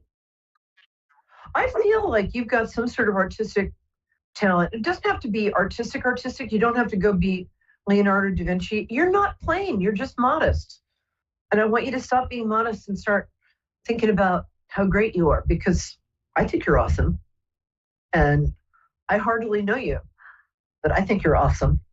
And I think people who know you think you're very awesome indeed. So here's what I'm going to suggest. I think as I said, I want you to draw a little more attention to yourself at work. I do think there's going to be job reviews soon in March. What I would do is go into your job review and be prepared. So you want to come in with a list of all the little things that you've done and all the big things you've done. And you don't have to be pushy about it. You can just say, hey, I think I'm starting to be really valuable here. Here's why I think that. I feed the company goldfish. I tight wire walk across the office at 9 p.m. every morning. Okay, PM isn't in the morning. We're going to forget that I said that. I am very good at managerial stuff, and I think I could be even more effective here if you gave me a little more responsibility, and P.S., a lot more money. You don't have to say it just like that, but do you understand what I'm saying here? Right, yes. Does that make sense to you, my love? It does, yes, it does. Cool. I'm so glad, because I think you're going to get a little bump up in March. I actually think that if you do that, and I'm not kidding here, because people like you do really well in the office, but you've got some managerial capacities that aren't being used. And I think you can take more responsibility and really enjoy stepping into some leadership here at your work. Even if it doesn't seem, even if when I say leadership, you think like, oh, she's telling me to be the CEO. No, I'm not. What I am suggesting, I'm not telling you, even though I'm pointing my finger, which is a bad habit. Okay, I've stopped. what I am suggesting here is that you tap into your inner leadership, i.e. badass, and that you understand that you're more powerful and more effective than you're giving yourself credit for. Also, I would get into work 15 minutes early to a half hour early. Do you get in right at the dot? Okay. Yeah. And the last thing I'd say is, this is a real suggestion. Somebody told me to do this, and then I'm going to let you go, but I really enjoyed meeting you. And I'm so glad we have the same birthday. I'll think of you on March 19th, and I'll sing happy birthday, Anissa. There's one more thing I want to tell you. Somebody told me this when I was working in publishing. I was in corporate. I worked for Scholastic for a long time. And I was a little stuck in terms of management. And they said, bring in cupcakes every Friday, no matter what. And I did. And I got a raise in 3 weeks. So it's the little things we do at work that count. Okay. Thank you, my angel. I'm really glad you called. Thank you. And take care. And let me know how you're doing, because I really do care. I'm at Perry Lyons on Facebook, PERILYONS. Ta-da! All right, I will. Thank you. Please do. Take care, my love. Mwah. And that color looks great on you, by the way. Okay. Now we have a lovely person from, it looks like Manitoba, but my producer flashed their name so fast that I didn't get to see it. So, oh, Marie, nice name. I love Canadians. Hello. I have a real Canadian thing. I have a thing for Canadians. Hello, my angel. How are you? I'm doing well. How are you? I am awesome. All the better for you being here. So, as you probably picked up, I'm having a little trouble hearing. So so just forgive me for that. Bloody Amazon delivered the wrong headsets this morning. So I'm suing Jeff Bezos. That'll go well. Very good. I like to connect to people through their birthdays. So can you tell me when your birthday is? September 1st. Oh, Virgos. My second favorite sign after Pisces, which has to be my favorite sign because I am one. But Virgos are the most misunderstood sign. My producer just flashed a little thing that said, Alexa, sue Jeff Bezos. So, which I thought was awesome. Here's the thing about Virgos that most people don't get. People think that you guys are like the uptight sign, or that you're perfectionistic or have obsessive compulsive disorder. I'm not saying that isn't true sometimes. What you guys are really about is you're about purity, idealism, and living your sort of spiritual ideals in the day-to-day, earth world. Does that make sense? It sure does. I thought so. I just got that vibe about you. I love Virgos. So my angel, how can I help you today? What's your question? Oh, well, I have a few questions, actually. First question would be just the insecurity that my daughter's having in our relationship, and it's really affecting me. And just wondering if we can get any sense of that. Yeah. No, I totally understand what you're saying. Also, you're blaming yourself for your daughter's insecurity. Is that correct? You think like, what did I do wrong? Is she insecure in her relationship, or in her relationship, or insecure in her relationship with you? I just want to be clear about that. Which is it? No, in her relationship with her significant other. Okay. I'm there for her. I support her, and oh, you're totally there for her. You are so there for her. And forgive me if I'm talking over you. I'm reading the captions. I'm having a little trouble hearing. There's quite a lag in the conversation. Yeah, sorry about that. I'll speak faster. Okay, here's what I'm going to say. How old is she? I get a 7, but I'm not sure if it's 17 or 27. How old is she? Oh, she's 20, so it's right in between there. 29. I don't know. I think my spirit guides have been. Oh, she's 29. Okay, she looks 27. Here's what I'm getting. I'm getting that she feels this guy is a little out of her league in some way. Is that correct? Not really. He's just all over the place. And he has, I think he's not totally committed, and yet they're together and they have children. No, he's not together, totally committed. And I think the more he's not out of her league. Okay, let me put it this way.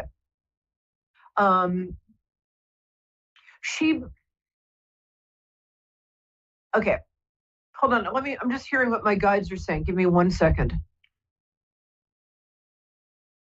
My guides are saying this. My guides are saying that it's not that she feels he's out of her league. She just has become mildly obsessed with having him make a commitment to her, which makes total sense. But I think she's kind of stressing that. So she's become just like, it's like tunnel vision about that. Is that correct?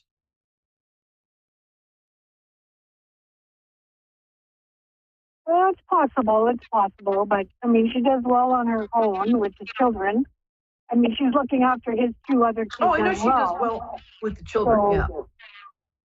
Yeah, but, you know, a lot of times she tells me that she doesn't care about what he does, but yet, you know, he needs to be there for them. And it doesn't appear to be that way. So it's frustrating. That must be frustrating, because if she's taking care of his kids, I think one of the problems might be that your daughter's an angel. I think she sounds like just a lovely person. You got that right on. You know so well, she's putting up with too much from him. She's taking too much from him. He's not that great a guy, just between you and me. I'm not a fan, but you didn't hear that from me, and certainly not on TV. You hear it from me. I think that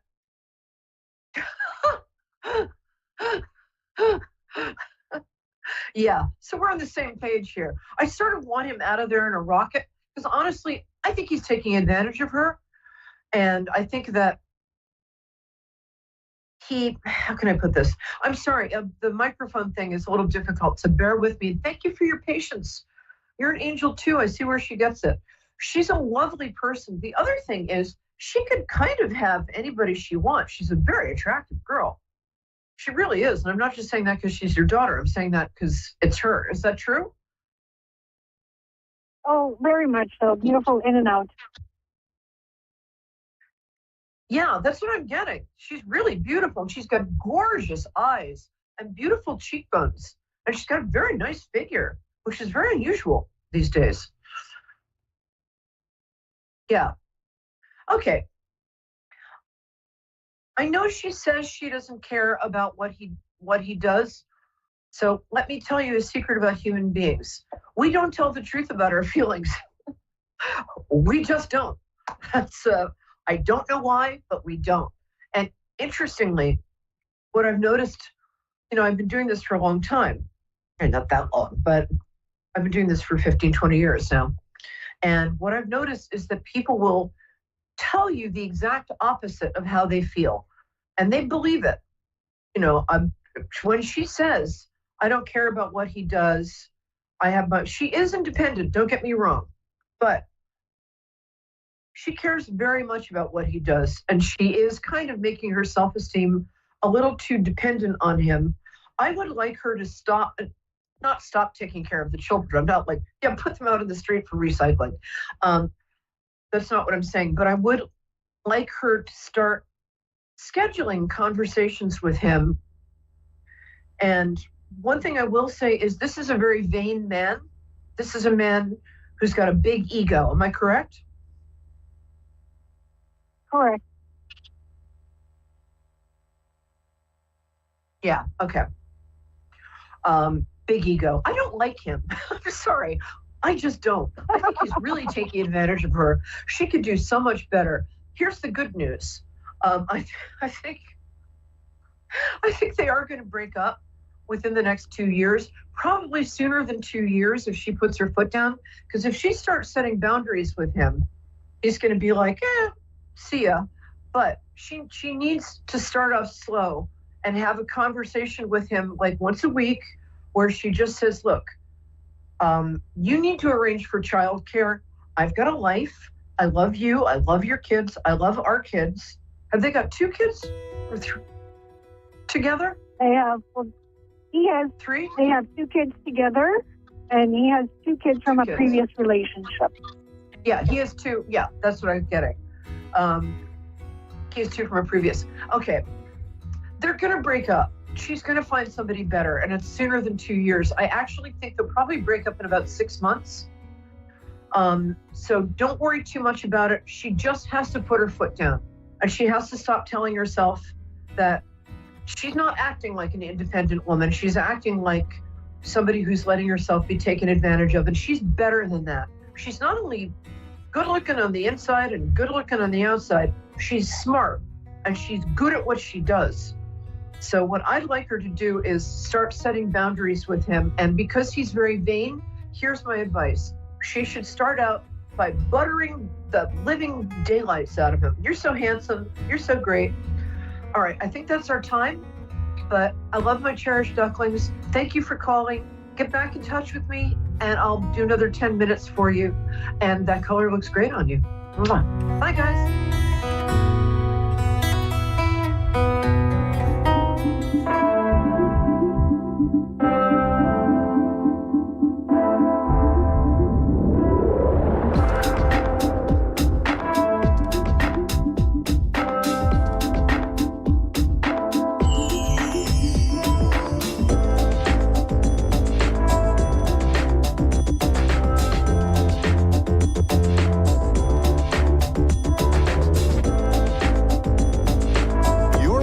A1R Psychic Radio, Earth's #1 psychic radio network, and watching Moonstruck TV and Lightning Television. Welcome. Time for Readings by Diane with Diane. Live at readingsbydiane.com. Connect direct. In North America, dial 888-454-2751. In London, 20-3519-2158. In Sydney, dial 02-8488-3147. Or online, contact us through our Facebook page, facebook.com/psychic radio. Or one of our websites, askoneradio.com or moonstruck.tv. This is Readings by Diane on A1R, the Ask One Radio Network. Hi, everybody. I'm Diane Jarecki. Welcome to Readings by Diane. And I am looking forward to taking my first live caller today for a free mini reading. And so excited to be here. So you can find me at www.readingsbydiane.com. My Facebook page is Readings by Diane Jarecki, and I am also on YouTube at Readings by Diane. So, and if you hear background noises, I do have 2 dogs right now. I don't know if everybody else can hear the collars and tags, but I can. It's with no other noise. They sound loud. Anyway,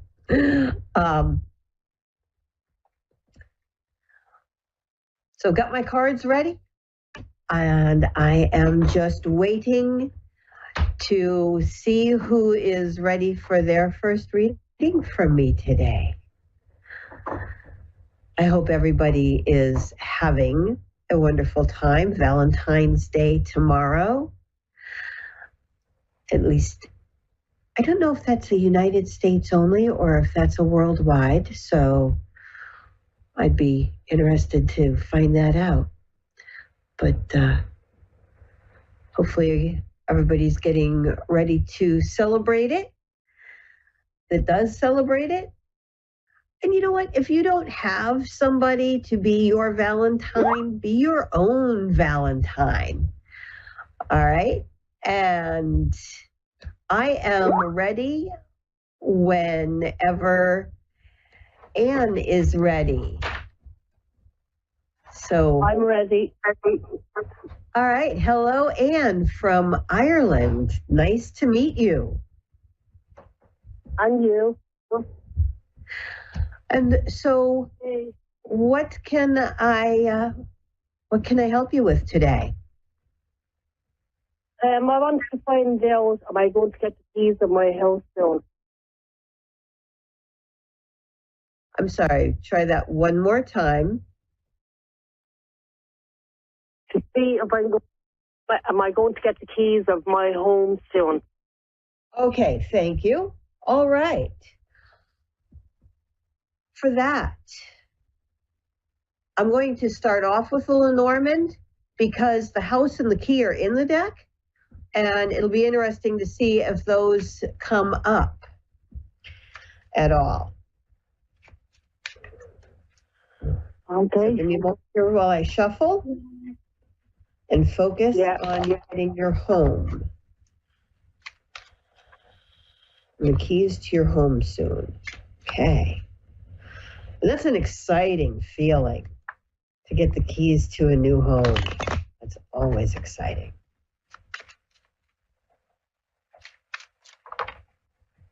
Okay, we had a jumper. Ooh, all right.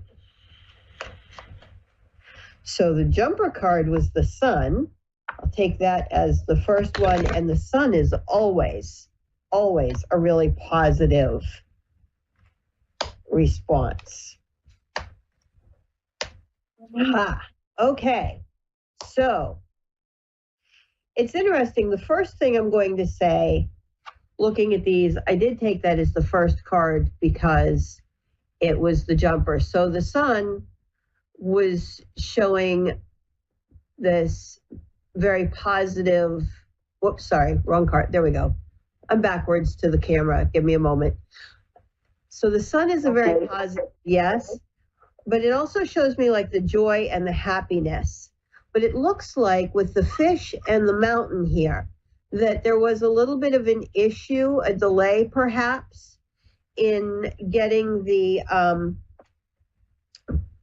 getting the finances and stuff together for this. But then we have the key, which not only represents getting the key to your house, but also success. And then the clover here, which is good luck, and it's like fast good luck.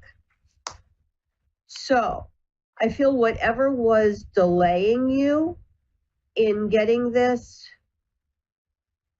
it's over now. The delay is gone, okay? And so we have the broom and the child as kind of the shadow cards. And that is showing me that we have like repetitive growth to this.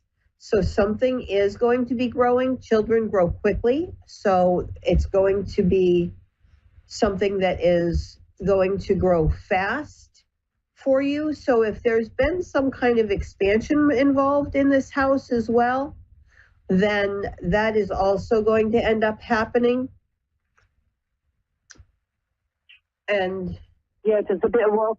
There's a bit of work going on in the house at the minute. There's a bit of what growing at the house? Work? They're doing work on it they're doing some work on the house, so. Okay, sorry, the accent is a little over the whole thing here, and it's interfering just a little bit, I'm sorry. So just so you know, the other card at the end of all of this is the bouquet, so the gift. With that clover and bouquet and all of this, so, and the work is going to go quickly, okay?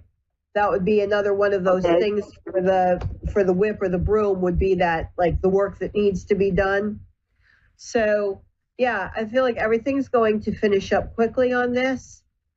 And this is all going to come together very soon for you. Especially that clover shows the quickness. The whip or the broom shows it happening fast. And so does that child card. Okay, Anne? Okay. I feel like you're just going to be really, really happy there. This has a very good sense for me of the happiness and joy, and especially, again, that clover and bouquet showing up. Okay? Okay. So,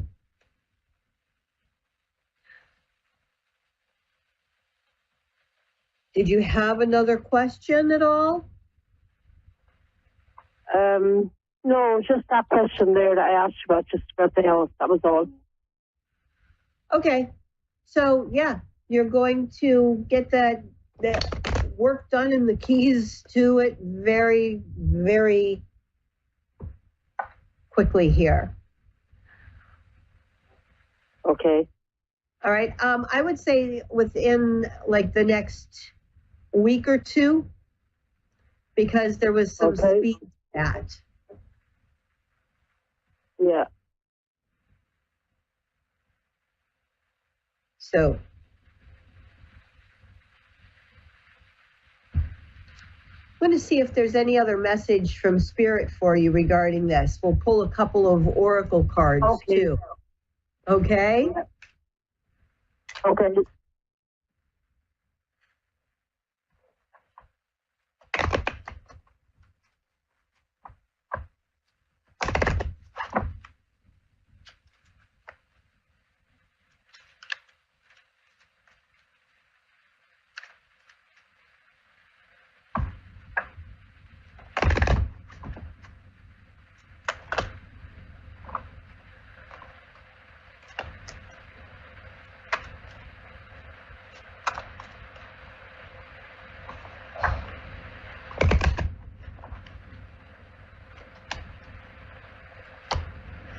All right.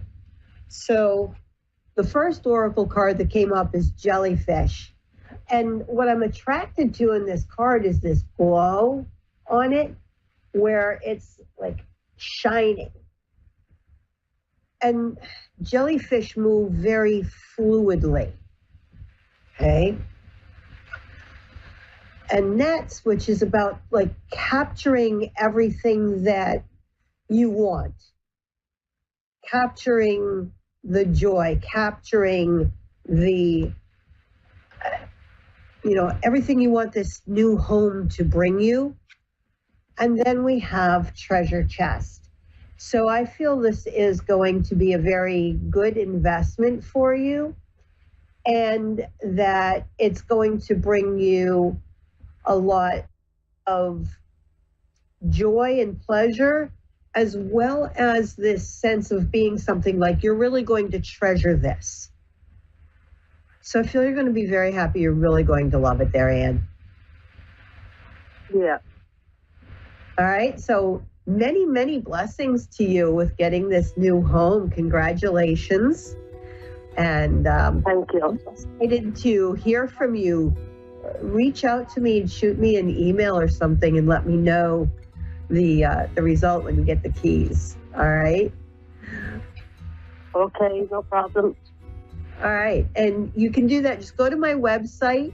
Again, that's www.readingsbydiane.com.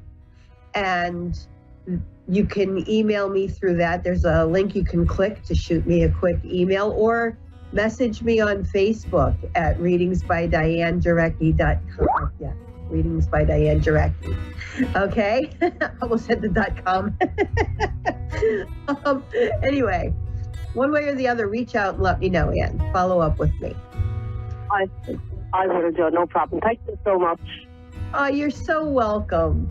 So welcome. Having a relatively new home myself that I treasure. I still remember it was only a few years ago when I got to come home here to New Hampshire and we got the keys to this house. And so I'm feeling that sense of excitement and treasuring and everything for you that I have here. And so I'm really excited to hear from you when it comes to fruition.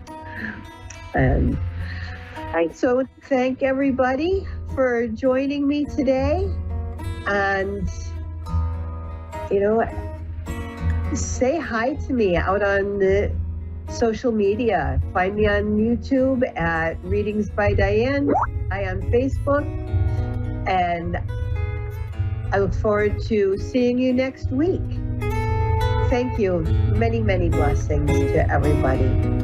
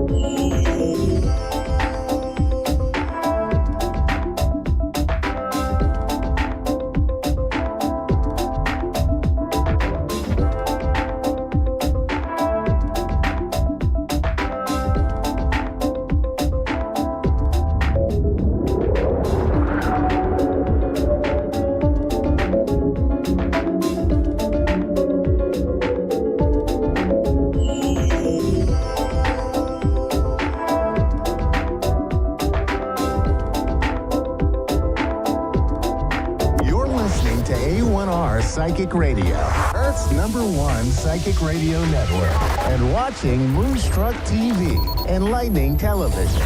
Welcome. Time for Soulfully Guided with Carmel Ann. Live from soulfullyguided.com.au. Connect direct. In North America, dial 888-454-2751. In London, 20-3519-2158. In Sydney, dial 02-8488-3147. Or online, contact us through our Facebook page, facebook.com/psychic radio. Or one of our websites, askoneradio.com or moonstruck.tv. This is Soulfully Guided on A1R, the Ask One Radio Network. Hi everyone, and welcome to another show of Soulfully Guided. I'm your host, Carmel Ann.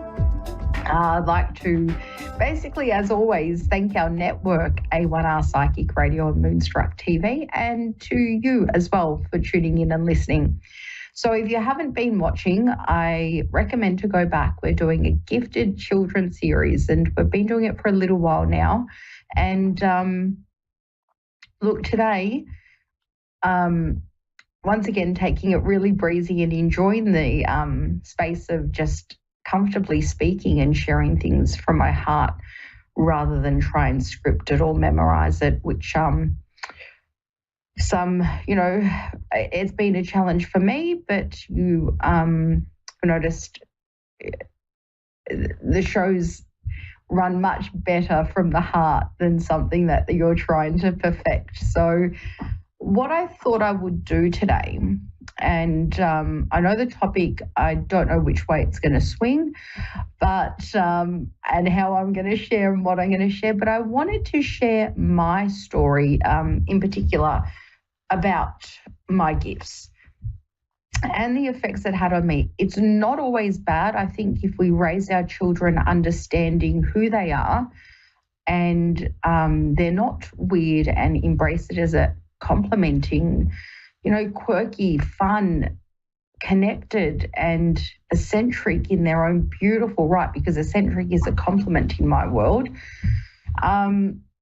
And I don't, if we can avoid children experiencing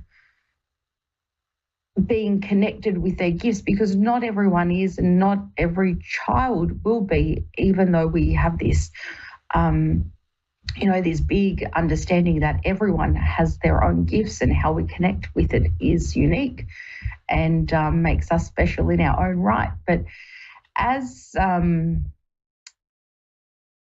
me, it wasn't a pleasant experience. And I felt like the lack of understanding of myself and what I could do, the lack of knowledge and communication, which we spend a lot of time talking about communication.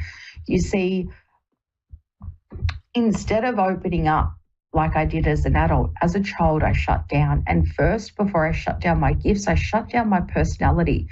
I would switch off in primary school. I was very lonely in primary school. I didn't connect to people. I had very little friends, and I guess being picked last would have been a bonus, but not being picked at all was a real challenge. And I guess if I understood me better, life would have been a lot different and my childhood would have been a lot more pleasant, especially in primary school. High school was very different for me. But as I said, there was early on in the series, there was a moment where I experienced an astral travel, an out-of-body experience, and I was able to somehow shut my gifts off.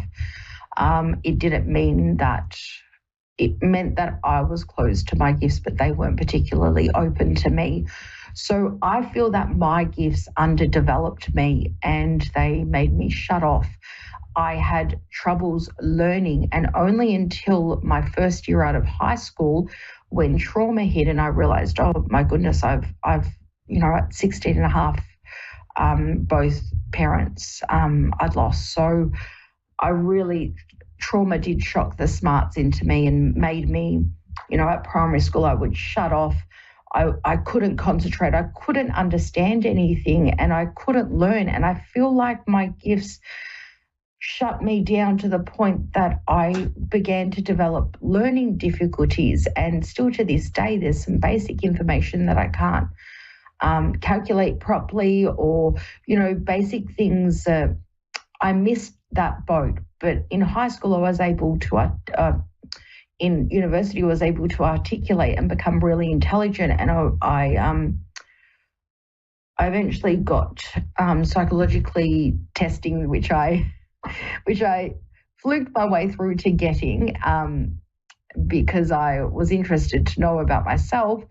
And I realized I was a high cognitive functioner. And but still, the things I should have learnt at high school,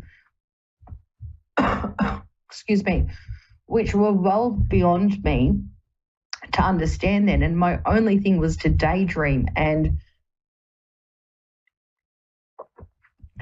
to lose myself in my gifts, which I didn't want and didn't consider them as gifts. So I couldn't make friends because I felt weird and I didn't connect with people. I was lonely and school lunches were really boring, and I was worried people would know that I could understand what, things that were going to happen or things that a child would generally not connect with or understand.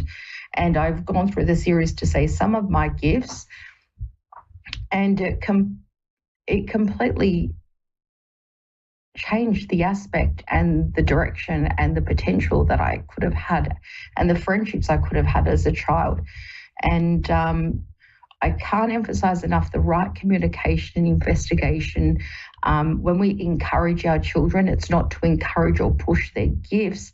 It's, in a sense, to encourage who they are. And that might enhance their gifts, but the goal is not to say, I want to gift a child, but how do I manage that my child can be comfortable to be themselves and create friendships and social networks rather than having social delays or learning delays within school. And things changed in high school, and I became a little more confident. I seemed really confident, but I began hanging out with cool people, and I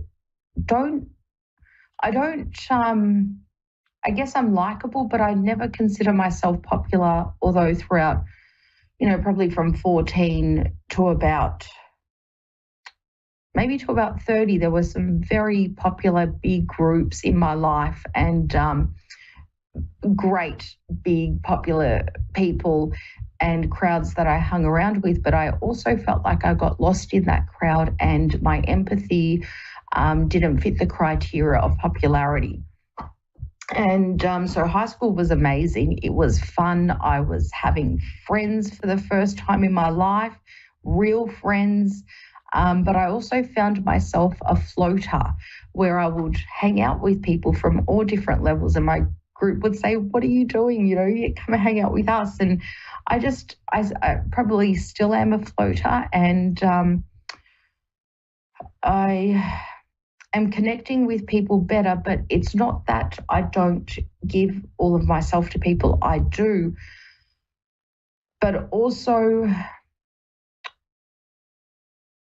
those essential years in childhood sort of left a mark on me. And while I'm happy and I have some great friendships in my life now, taking it back to the essentials, we can't remove my childhood from my adulthood, even though I'm a completely different person. I was an introvert, and now I'm an extrovert, and sometimes I revert back to introvert. So I want to make this experience, if you have a gifted child or a child that is connected with their gifts, as pleasant as possible. And,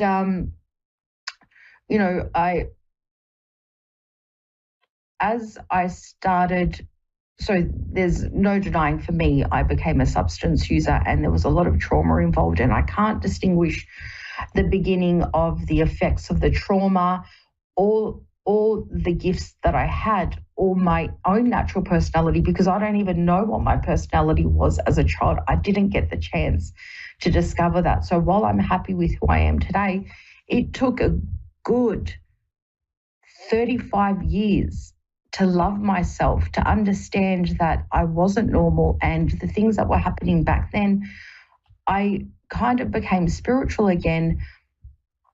It started happening again at 30 years old. And I eased my way into it, and it was like, it fit like a glove, and everything made sense.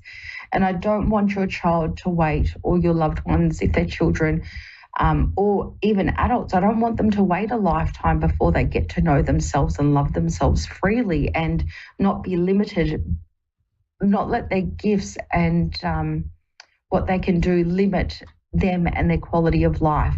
I was able to overcome the learning difficulties, but not until trauma had really hit. And I thought, I need to make something of my life. And sadly, it went the other way for me, but I was able to correct that.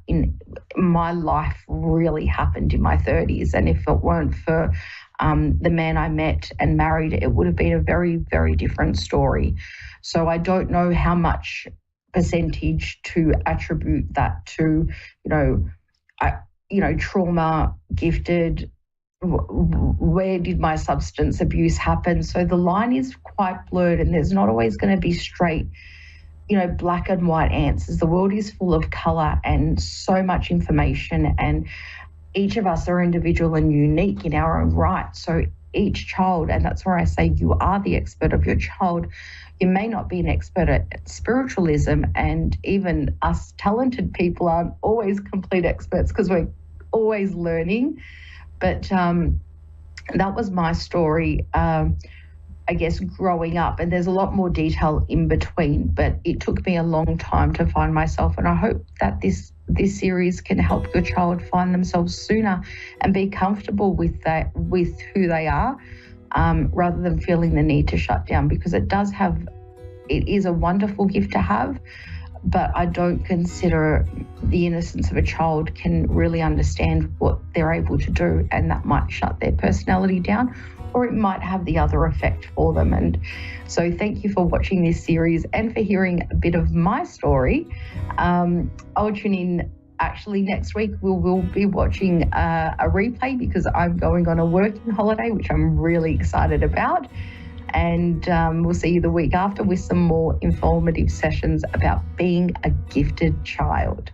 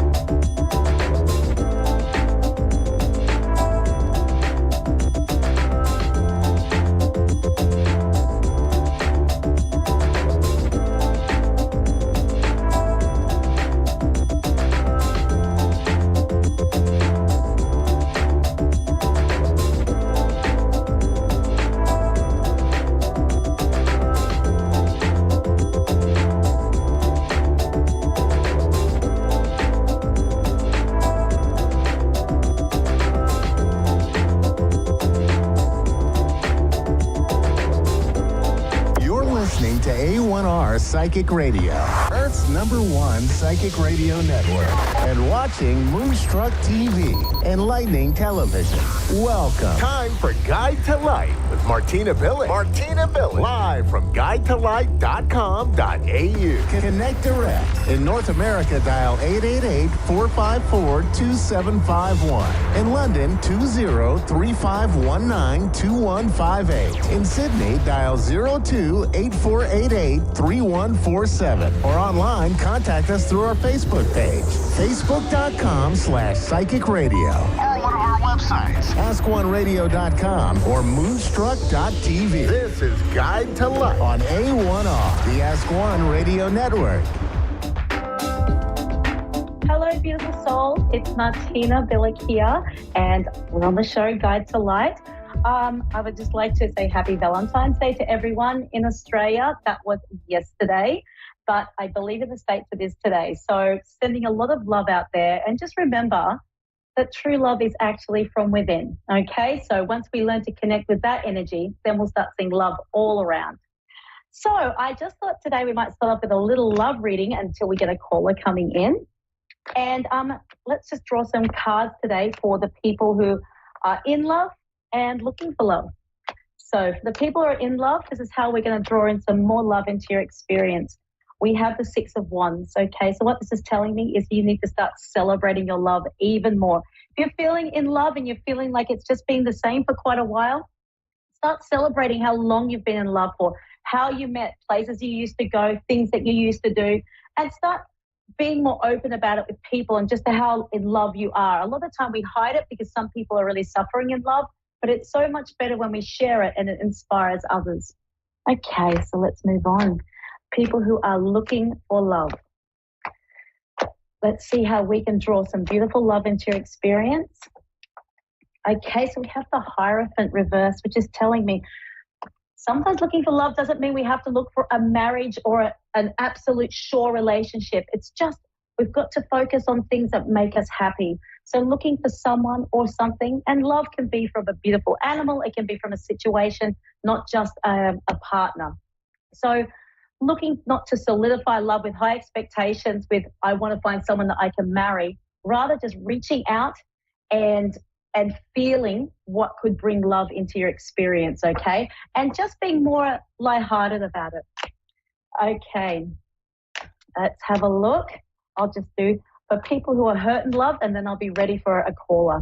So there's a lot of people that do get hurt by love because we become so vulnerable, and I totally understand. And let's have a look. For people who are hurt in love, some advice for you. I've got the Four of Swords reversed, which is telling me to take time for yourself and be kind to yourself. This is also telling me that it's not time to just sit around and to actively wait for something to come into your experience. Sometimes when we're hurt in love, if we're being active at healing our hearts, it brings more love into it. I hope that resonates. Okay, so we do have a caller, and I believe her name is Arissa. And you have to excuse me, I'm just using Alyssa, excuse me. Alyssa and Brooklyn, how are you, darling? I'm well, thank you. How are you? I'm good, lovely. And happy Valentine's Day to you, sweetheart.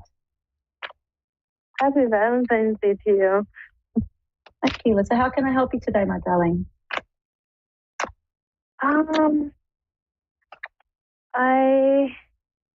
So what are you focusing on tonight that I can select from? Well, I was just actually doing some love readings, darling. However, you can give me anything you like, whatever makes your heart light at this point. I can do a general reading for you if you like, darling. Oh, yeah, that'll be great. Sure, okay. Well, let's see what the cards decide. Okay, what to bring in. I'll see what does Alyssa need to know right now, and I'll do some tarot and oracle. Is that okay for you? Okay. Okay, let's have a look. Okay, what does Alyssa need to know right now? Let's have a look here. Oh, okay, so you got two major arcana cards here, which is some big life decisions and things going on in your life, like big lessons. And then we have the Page of Wands. So I've got the Wheel of Fortune reversed here, which is indicating to me that things have been a little bit upside down at the moment, or things haven't been going your way. Would you understand that, sweetheart? Yes. Okay. In the past section here, I have the Magician reversed, which shows me that you used to be quite the manifester, and you also used to be quite the person that could take care of things and could organize things very easily and make things happen. And somehow that kind of switched. And I dare say that would have been an experience that kind of switched that. Would you understand that leading up till now?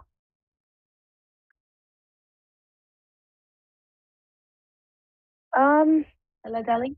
Oh, sorry. I see so.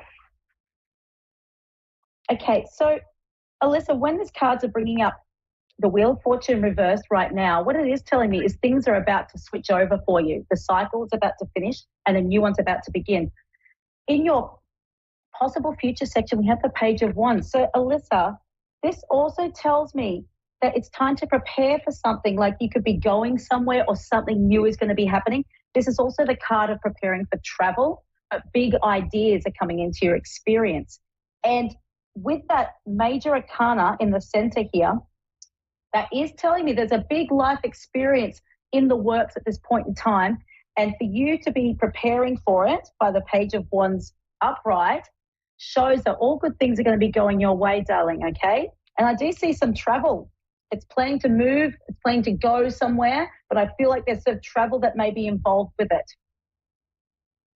Yes, I am actually in the process of moving. Yeah, okay. Well, I can tell you something. That travel is going to be, you're going to be very prepared for it, and it's going to work out really well. And actually, I feel like it's going to really shift a lot of things going on in your life and turn things for the better. That sounds amazing. Okay, I'm going to bring some oracle cards, and then would you be comfortable with some mediumship, Alyssa? Yeah. Okay, all right. I'll just pull an oracle card for you for some advice on this move for you. And then, because I did have a spirit step in before, and we can bring him through, okay? Let's have a look here. So, Okay, so we have got forgiveness reversed. So there's still something that you're holding on to in your heart before this move, darling, that might need to be addressed, and it might need to be rethought. Okay, so now the unforgiveness may be around a person or a situation or something that has possibly happened that may have led to this move or led to this travel away. I feel like if there's some things that you might need to address in your heart, it will make it for a clearer experience for you. Okay? Okay. All right, my darling. Okay, well, I'll just shift gears. So give me 2 seconds. I gotta get my little scribble station. I'm going to see who we've got here for you and any messages. So what I'll go through is just a couple of little details about the spirit. If we cannot validate the spirit, are you comfortable for me to bring a message through? Is that going to be okay for you? Okay, my darling. All right, just give me a second. Okay, I'm just going to set the intention to bring through a beautiful, clear reading for Alyssa. I invite her spirit family in.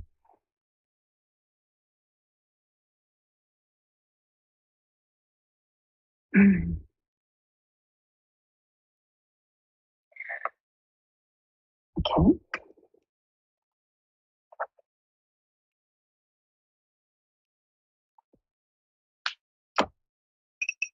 All right, sweetheart. So, Alyssa, I do have a gentleman here.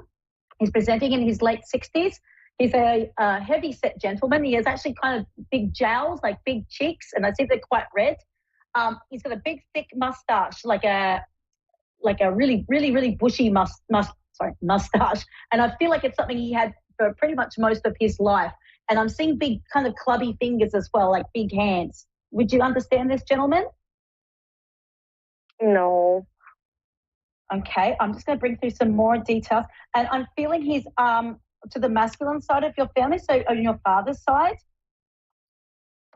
And I do feel like it was heart issues and I do feel it was heart issues, heart-related issues that did take this gentleman when he transitioned. I'm feeling there was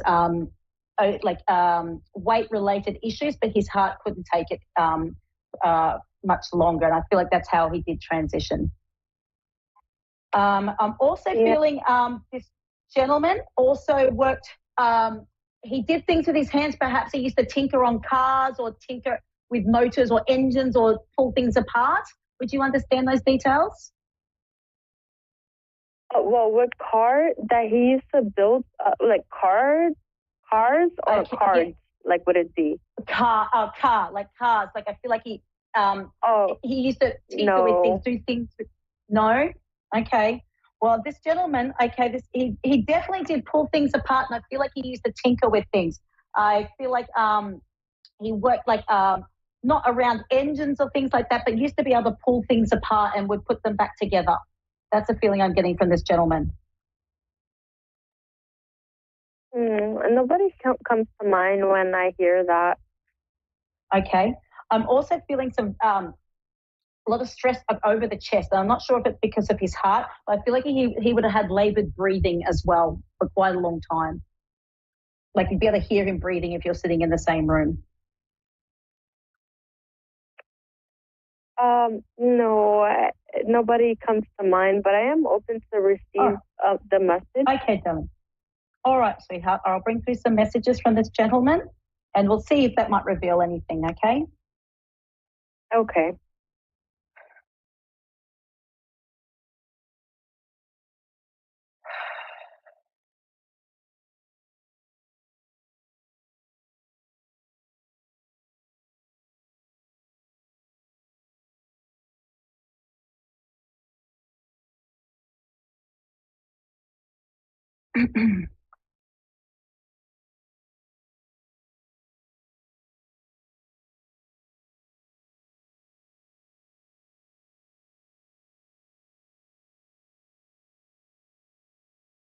Okay, Alyssa, would there be any trouble going on in the family at the moment? Maybe a squabble between two males in the family at the moment?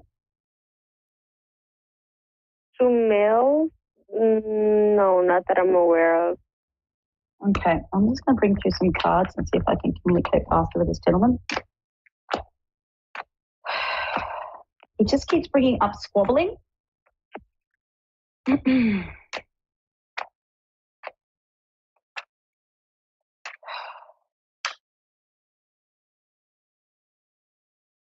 Spirit, can you show me a way that I can understand, please?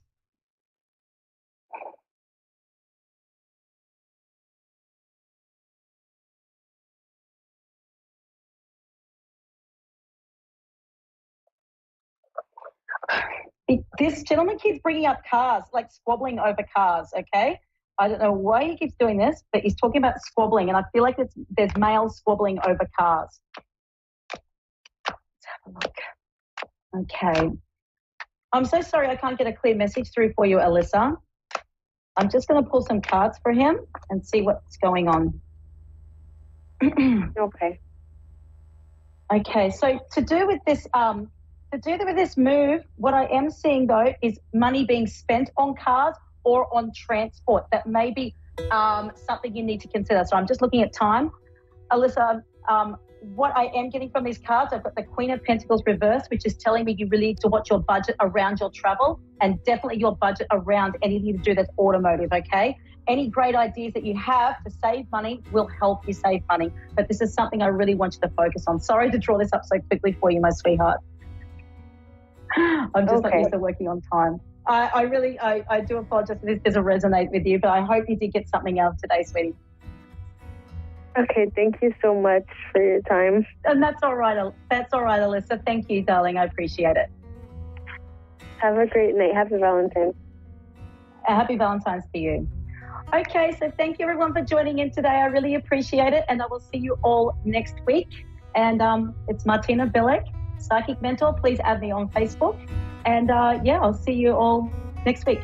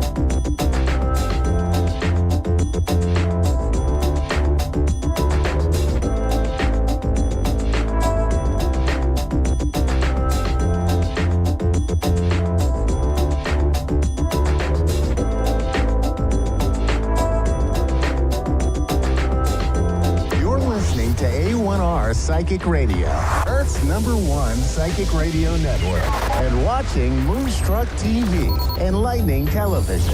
Welcome. Time for Medicine for Your Spirit with Raylene Byrne. Raylene Byrne. Live from RayleneByrne.com. Connect direct. In North America, dial 888-454-2751. In London, 20-3519-2158. In Sydney, dial 02-8488-3147. Or online, contact us through our Facebook page, facebook.com/psychic radio. Or one of our websites, AskOneRadio.com or Moonstruck.tv. This is Medicine for Your Spirit on A1R, the Ask One Radio Network. Namaste, everyone.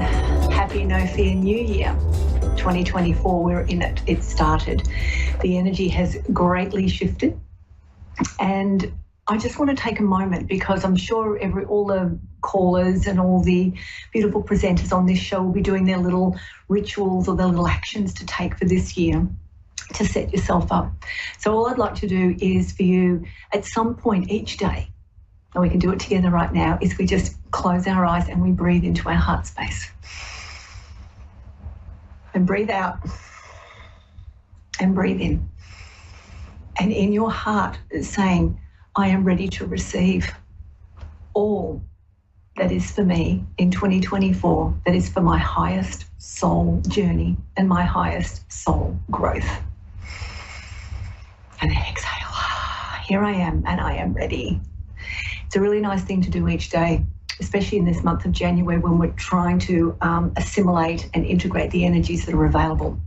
As you've heard me saying, you've probably heard lots of people say, it's going to be quite a hectic year this year. It is a real fierce energy of getting us through. We have to really honour our soul's journey. We have to really listen within. Now, last year, 2023, was very much around connecting deeper to ourselves. This year, it's now living that connection. So there are 4 words that keep coming up for me, and I share it with people as guiding, barriers, not barriers, but, those, when you go to a race course or you're in a swimming lane, you've got those markers, 4 words to keep us on track, and that is discipline. This year if we want to change things in our life, we need to have discipline.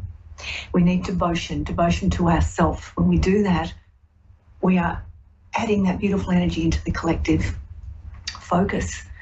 Focusing on who you are, where you're going, and how you want to best express yourself. And the last one is dedication. So devotion and dedication are a little bit similar, but devotion is more about the inner. Dedication is more about what you are focusing your time and energy on to change in your life or to create or have in your world, okay? So keep those as little guidelines. So I have a caller here, Debbie from Georgia. How are you, Debbie? Happy No Fear New Year. Hi, Happy New Year.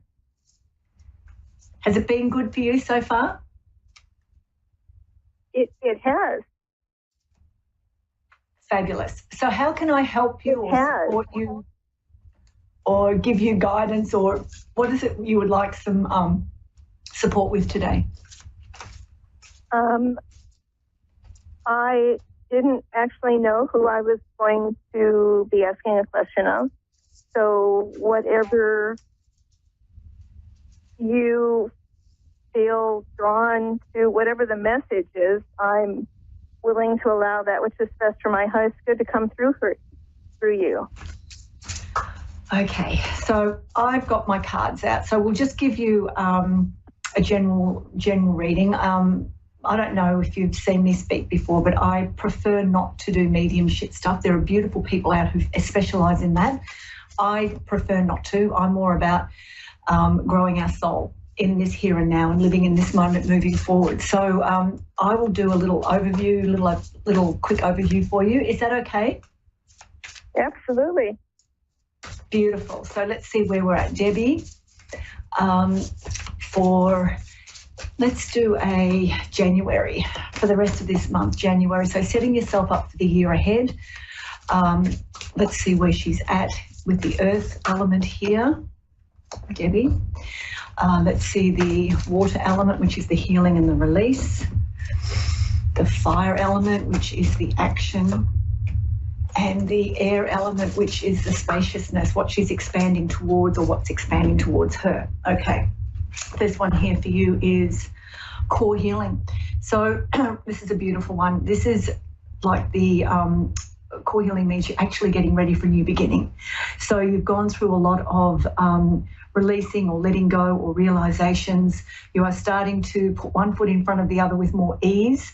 So this is saying that new beginnings are about to start coming in. You may even feel that you want to do some new things. So this is the groundedness. So right now in life, you may be looking at, I need something new, I need something different, I want to try different things. So that could be the earthy energy for you where you're at right now. So that's a really good thing to look at and a really good thing to start including in your life. And I'll just share this little bit of info. Last year, 2023, as we know, the last few years have been very difficult. I decided at the start of 2023 I would do something new every single month that I'd never done before, and I did. I followed it through, and it really helped elevate me and bring me into a different level of awareness. So I would suggest that maybe a good thing for you this year is setting an intent that each month I do something I've never done before. Okay, so that's your earth energy. That's where you're at. Interesting, this is the water energy, which is the healing and the release, and it's the energy of rebirth. So straight away, new beginnings. You are starting to emerge. You're starting, if you look at the image, starting to unfurl yourself. So there's a lot of really good energy around. There's a lot of new things around here. So this rebirth is definitely the new aspects of you coming to the surface and a new understanding of you. I'm sorry to hear, that you've lost your husband and you're sort of going through that process. The rebirth here is that this is me now. What am I going to do? How do I live the rest of my life, whatever time I've got left, that honours myself, but also honours what I've had with this person? So this beautiful rebirth, really letting yourself come into your own. The fire, the action to take, oh, this is so beautiful, is the energy of creation. Look at this. Creativity. What do you want to create? One of the simplest things, and I find it's the easiest for anyone to do, is simply to remember that everything we think, everything we say, everything we feel, and everything we do, it's up to us to take it to a level of how we want our life to be. And that's how we create new things, how we create a different pathway in life or a different experience in life. When our energy is elevated and we are using a different caliber of energy within ourselves, the creation energy, the inspiration comes in around us. So this is about you creating something new for yourself. Interesting, it's coming after rebirth and core healing. So you've been going through the healing, you're starting to discover yourself, and now you've got to start creating what you want for yourself and how you want that to look and feel. And the last one, the expansive one, this is so beautiful, is the energy of fertility. So this again is creative energy.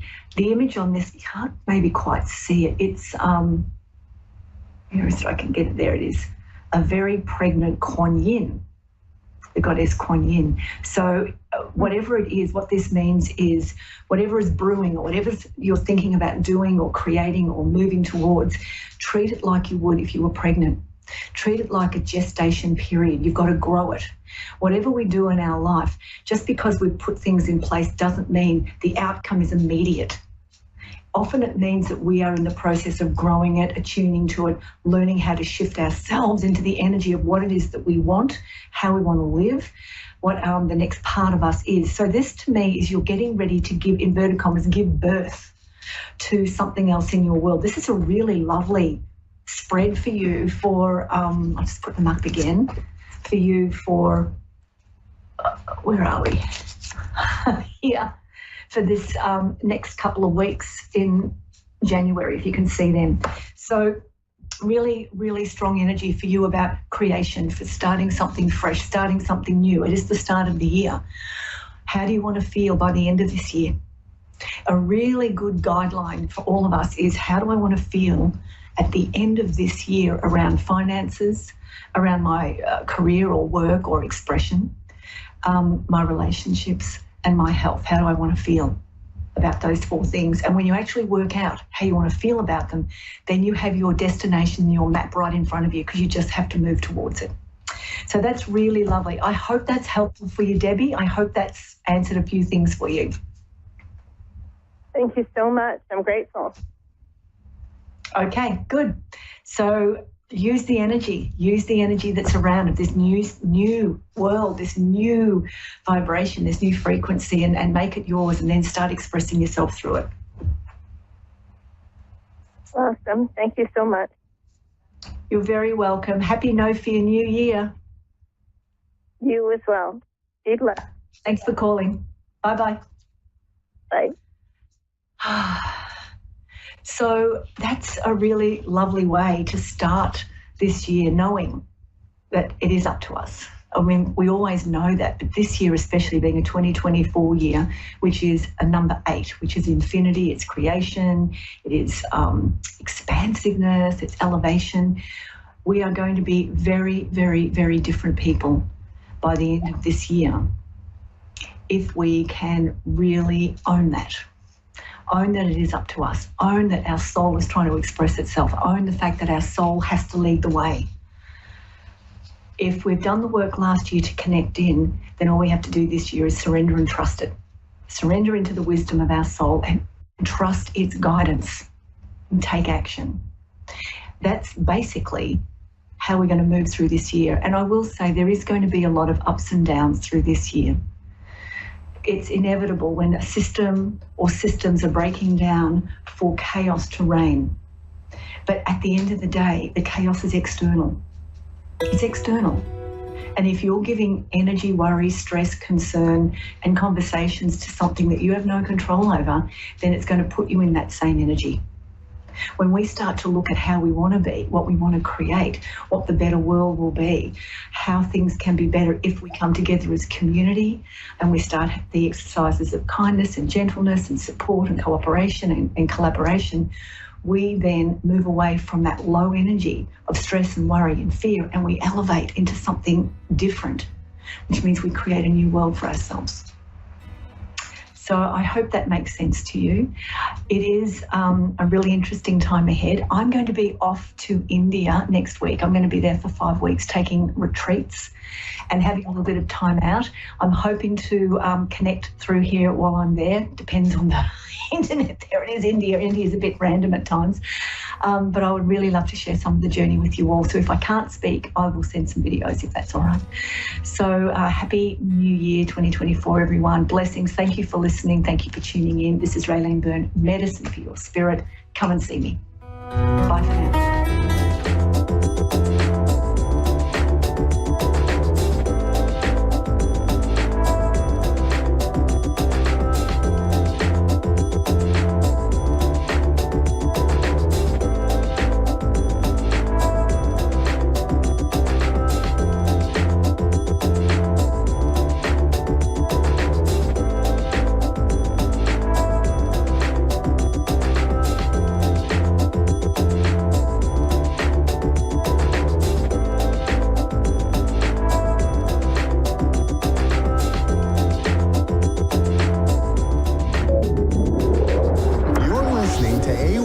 Psychic Radio, Earth's #1 psychic radio network, and watching Moonstruck TV and Lightning Television. Welcome. Time for Bernice Bisson, Psychic Media. Bernice Bisson, live for BerniceBissonPsychic.com. Connect direct. In North America, dial 888-454-2751. In London, 20-3519-2158. In Sydney, dial 02-8488-3147. Or online, contact us through our Facebook page, facebook.com/Psychic Radio. Or one of our websites, AskOneRadio.com or Moonstruck.tv. This is Bernice Bisson, Psychic Media on A1R, the Ask One Radio Network. Welcome. It's Psychic Tuesday, and I'm your guide, Sweet Bee. And boy, it's been a fast 7 days, and we're embarking into close to the third week of February. And I want to talk about the upcoming energy. We have a once-in-a-lifetime transit brewing right now, and that's brewing with Pluto and Mars conjunction. And it kicks off today, and it goes, and we'll feel that energy over the next 2 years. But we're going to talk about how that impacts each of the signs. And again, any of the messages I give for the signs are both for your sun, moon, and rising, if you know that. You can find me at BerniceBissonPsychic.com.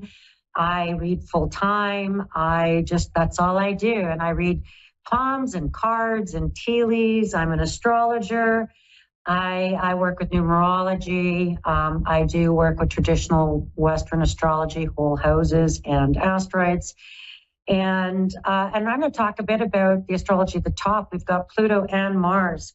Pluto and Mars both govern Scorpio, and Mars governing, and we have Aquarian energy with that Plutonian energy.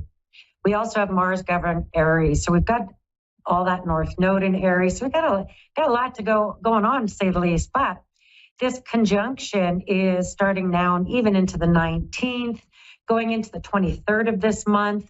It's intensity. And so this last 3 days and over the next 10 days, you're going to feel it in every area of your life. The news cycles, people at work, sudden shifts, changes of direction, unexpected opportunities, things that are going to brew up that are about power, control, and power struggles, and that Plutonian energy of revolution and deconstruction and reconstruction and rebellion and revolution. Like it's powerful kind of stuff, you know? And then we got Mars, which is action, you know, so action around revolution. And so we're going to hear a lot about that maybe in the news cycles. We're going to feel that in different areas. So let's get started. So I'm going to start with just some of the general energy for Aries. Aries, sun, moon, rising, of course. Opportunities is the word. And this energy is going to hit you pretty much coming out of your 10th house, your 11th house kind of energy. But opportunities, an important offer will be made, and be prepared to dress the part, to play the part, to be that part. And it could come out of the blue. It could come out of something that felt really, really difficult, and having to restructure what you're doing, where you're working.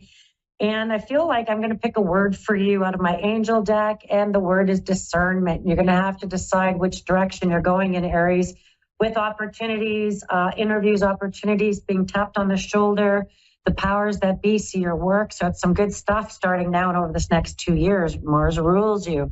You're used to this kind of action, so you can go there. Just remember not to bulldoze people, that's all. Okay. And now let's keep going. Let's go to, as we go from Aries, we're going to go into Taurus energy. Now, Taurus energy, aside from the Pluto-Mars being a huge activation for you, because those are in Aquarius, and you've got Aquarian's ruling planet right now in your sign. And Aquarian, that Aquarian energy could be discombobulating for Tauruses, you know? And so manifestation, manifesting, maybe you're trying to sort out or simplify your house. Maybe there's a bountiful time awaits you. Your wishes could manifest right before your eyes. But be careful what you're thinking, how you're viewing things, where you're getting stuck there, my little Tauruses. Because I feel like you could wind up manifesting those thoughts. Maybe you could be feeling kind of down about things. Be careful how you're manifesting them. The word I'm choosing for you is your presence. I feel like that's your medicine. Being present for things, present for manifestations, present in your thoughts, present in that inside thinking. Over this next week, but you're going to get taste the next 2 years, this next 10 days. And so I want it to be positive and things where you'll be feeling valued, Taurus. Gemini, oh my gosh, Geminis.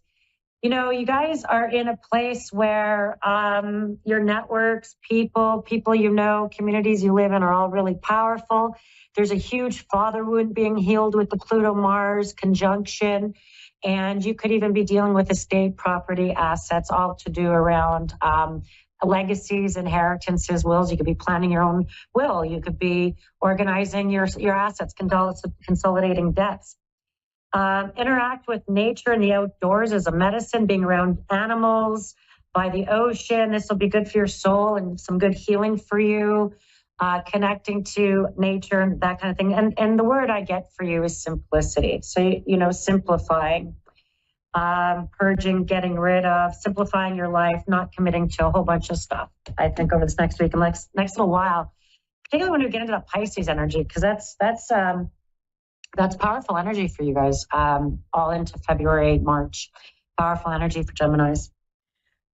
Okay, Geminis, we got our little Cancerians. And so I want to just talk a bit about this transit of Pluto. You guys have had Pluto really hard across from you the last 7 years, but this last year, and now it's moved, and all of this energy is shifting into Aquarius, and it almost feels like it's not 8th house for you. So it's some powerful stuff.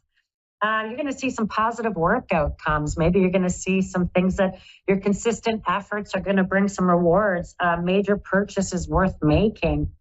Where you find maybe some challenges is partners and in-laws. And so, yeah, it could be some stuff there. And so past, current, future partners, in-laws, families, how people blend together, sort of accepting rules of things. So really trying to work things out with the partner. That could even be about money, inheritances, things that partners and the like have, own, or are there.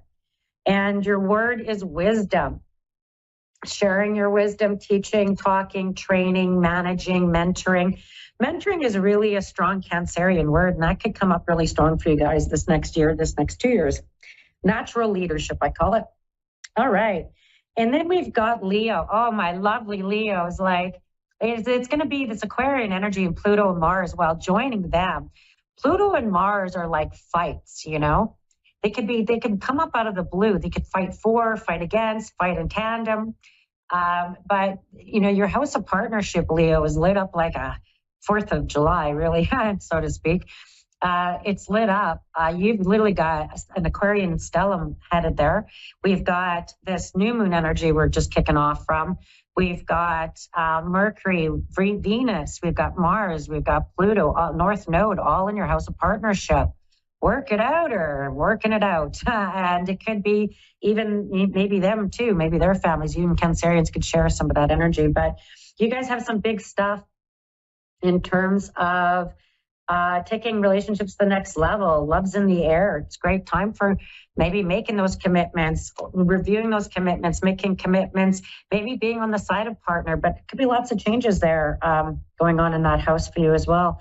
The word I got for you is surrender. Now, that's a hard word for Leo because they're not the best at surrendering, but just allowing, giving space for, giving time for things to unfold, Leo, I feel like, particularly in your house of partnership as well. Then I go into Virgo. Virgo, Virgo, you have some powerful energy brewing. In Saturn in sidereal astrology is invisible, and Saturn are the structures in your house of partnerships. So maybe needing to define partnerships and defining the rules, defining the boundaries, defining what is acceptable and not acceptable in partnerships is going to be a huge thing for you. And that includes business partnerships, Virgo, anyone that you could be going into partnerships for. Hey, if it's not benefiting you, it won't stick around. You'd like to be in service, but remember, you need to be in service to yourself first, Virgos. A change of residence, partner, career, jobs on the cards. Your restlessness and need of change is exactly what could be coming your way. And we get freedom. Woo, that's the medicine. And so we got some freedom for Virgos. And that could come really in your job too, because you could just be sick of the old scene and just need that change and really trying to figure yourself up. So, let's keep going. And so now we've got from Virgo, beautiful energy. We've got Libra. And Libras, it's a time of reflection for you. Friendships in your life may come to an end. Others could blossom, even become stronger.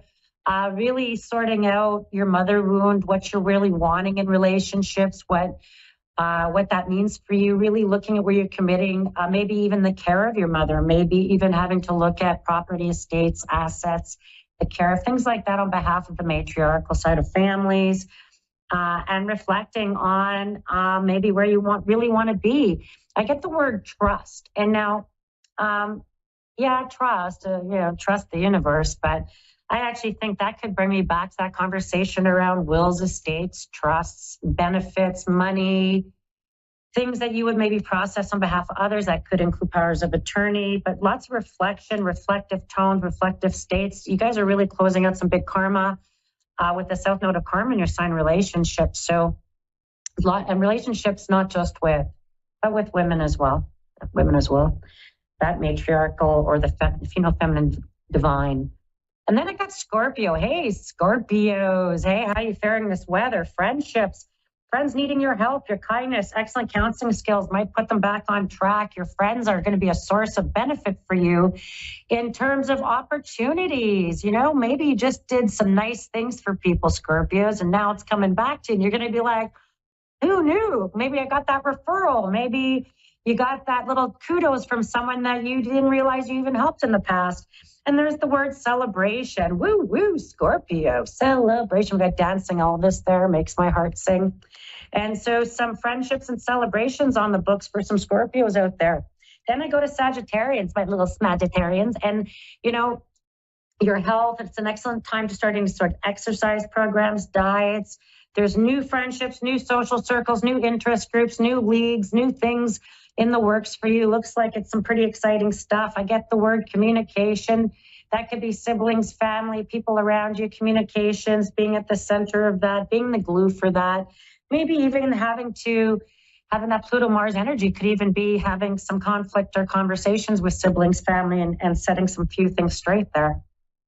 So, Sagittarians. And then Capricorns, my little Cappies, money. I don't know. This is like you just have all this energy that went to your second house of valuing stuff. And so, I don't know, some powerful stuff. Property purchase, sale for many. Just watch any security concerns and transactions, your money house, making commitments to what you value. Maybe you're going to try to pay off debt. Maybe you're going to reorganize something. Maybe you're achieving something in your financial goals, but there's some big, heady stuff for you Capricorns in that house for you. And maybe you're just gearing up for work, business, money. Maybe there's things gearing up for you very shortly as well. That seemed pretty exciting. And the word and the medicine I'm bringing is brotherhood, sisterhood. So coming in through unions, things you belong to, groups you belong to, there could be some real benefits for you there as well. Then I got my little Aquarians. It's all about you, Aquarians. This is it. This you rule the next 2 years, but the next 20 years. Like, this is all about you guys. And so we got the word opportunities again. A stranger could change your life. Exciting times, plenty of action, special family reunions, things out of the blue. It looks like could even be opportunities that bring you to other places, some travel opportunities. Your resilience. Resilience is your word. And so I just feel like resilience is going to be a big word for you, getting back to yourself, whatever that was 250 years ago. So we're about to find out. And the last time Pluto was in your sign. And so now we're going to get to Pisces. The word is achievement for Pisces. Enjoy the limelight. You've earned it. Although the family front, someone's health could be of concern. Some secret worries and sleepless nights. Maybe you're worried about a kid or you're worried about a relative. And I just feel like hang in there, Pisces. You've got lots of emotions. When Saturn becomes visible again, you're going to be seeing the structures, boundaries, things in place. You're going to see the way that things need to happen or roll out for you. And I get the word obedience. So stick to the discipline, stick to the plan, stay true to yourself, and stay true to what you've been wanting. Thank you. That's Sun, Moon, Rising, and I'm Bernice Bisson. And if you want a full reading, you can reach me, bernicebissonpsychic.com. And let's get into it. I've got Donna, I think in New Hampshire, England. Is that what I saw? Donna? Yeah, that's correct. Wonderful, Donna. Welcome. Let's get focused a little bit. What would you like to start with? I'm just wondering if I've got a message from a loved one. A message from your loved one, a message from a loved one. Okay, so let me just think about that for a second. All right. All right, so the first message that comes in, there's an older woman that shows up with a man who passed away quite some time ago. And she would be the first person, and I feel like this man is kind of a happy man, and this woman would have passed much later than he did. He would have passed quite some time ago. The two of them show up, and I feel like the first thing that comes into mind is, and I almost feel like this man could be very patriarchal, could be very father figure-ish, very or patriarch side of the family. So it just feels like he's quite strong that way. So needing to make decisions around family, Donna, that's the first thing that seems to be showing up. Wanting people just to be happy, but that could come at your own expense. That could come at you really having to bend over backwards. You'll be having some people coming to stay with you, Donna. And I feel like they could be asking for some help. They could be asking for a temporary stay. They could be asking for a place. I just feel like even before July, even before maybe even the 18th of July, something important about that. And there's a young person that I feel like is struggling, trying to get on their own, trying to be on their own. And I feel like you could be of some help. There's some challenges with the lady that shows up around you. And I feel like she shows up as a family member. She could appear like a sister-in-law kind of figure, alive. I feel like I'm talking about somebody alive. That I don't know, feels a bit challenging. There could be, even in the next 5 days, the next 3 weeks, this female family member, there can be some challenging conversations, things that you might take you by a bit of surprise as well. That seems to show up, all still connected. the image of nurses, hospitals, healthcare, the care of this woman keeps showing up, and that you're very much appreciated. But it brings me to you, Donna, as well. And Spirit keeps telling me that there might be some tests on your digestive tract, your stomach area, your abdomen. It could be a scope, some tests, not to worry, everything can be worked on. But there might be some time you take off in the next 4 months addressing something like that, or that you're focused on that a little bit. And I feel like that's okay. I feel like there's something to work out in terms of the care people keep showing up. So I might show up again with people around you having to attend. I'm sorry? Hello? Hello, can you hear me? Hello? Oh, hello. So we might I'm going to keep talking a little bit. You can tune into this, Donna, if you can't hear me through the phone. You can absolutely watch this recording. So let me just sort of finish up my message around this. So even if you can't hear me right now, I want to finish up this message. I feel like you've got some decisions to make. There could be some difficult conversations with a woman around you. There's still something about people's health that pop up, and that you might be dealing with that, dealing with people's tests.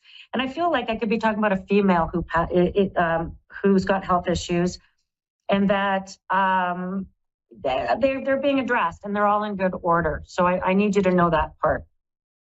And then the final piece I'm just going to leave you with is you do have some good news coming in terms of your finances. And I feel like it's like finally. And so some news, and it comes in writing. I don't think you're winning it, my beautiful lady, but there's something that does really sort out even by September.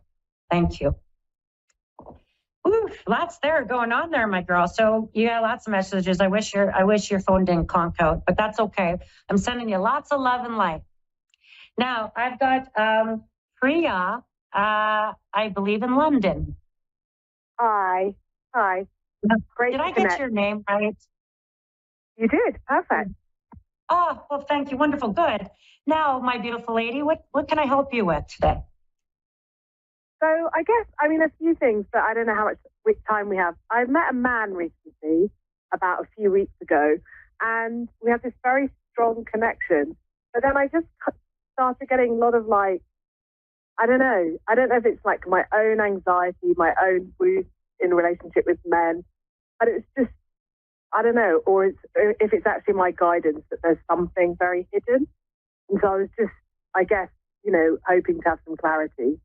And then, if we have time to talk about work, I'd love to talk about that too, but obviously. I think I can squish in. Let's start with the relationship question.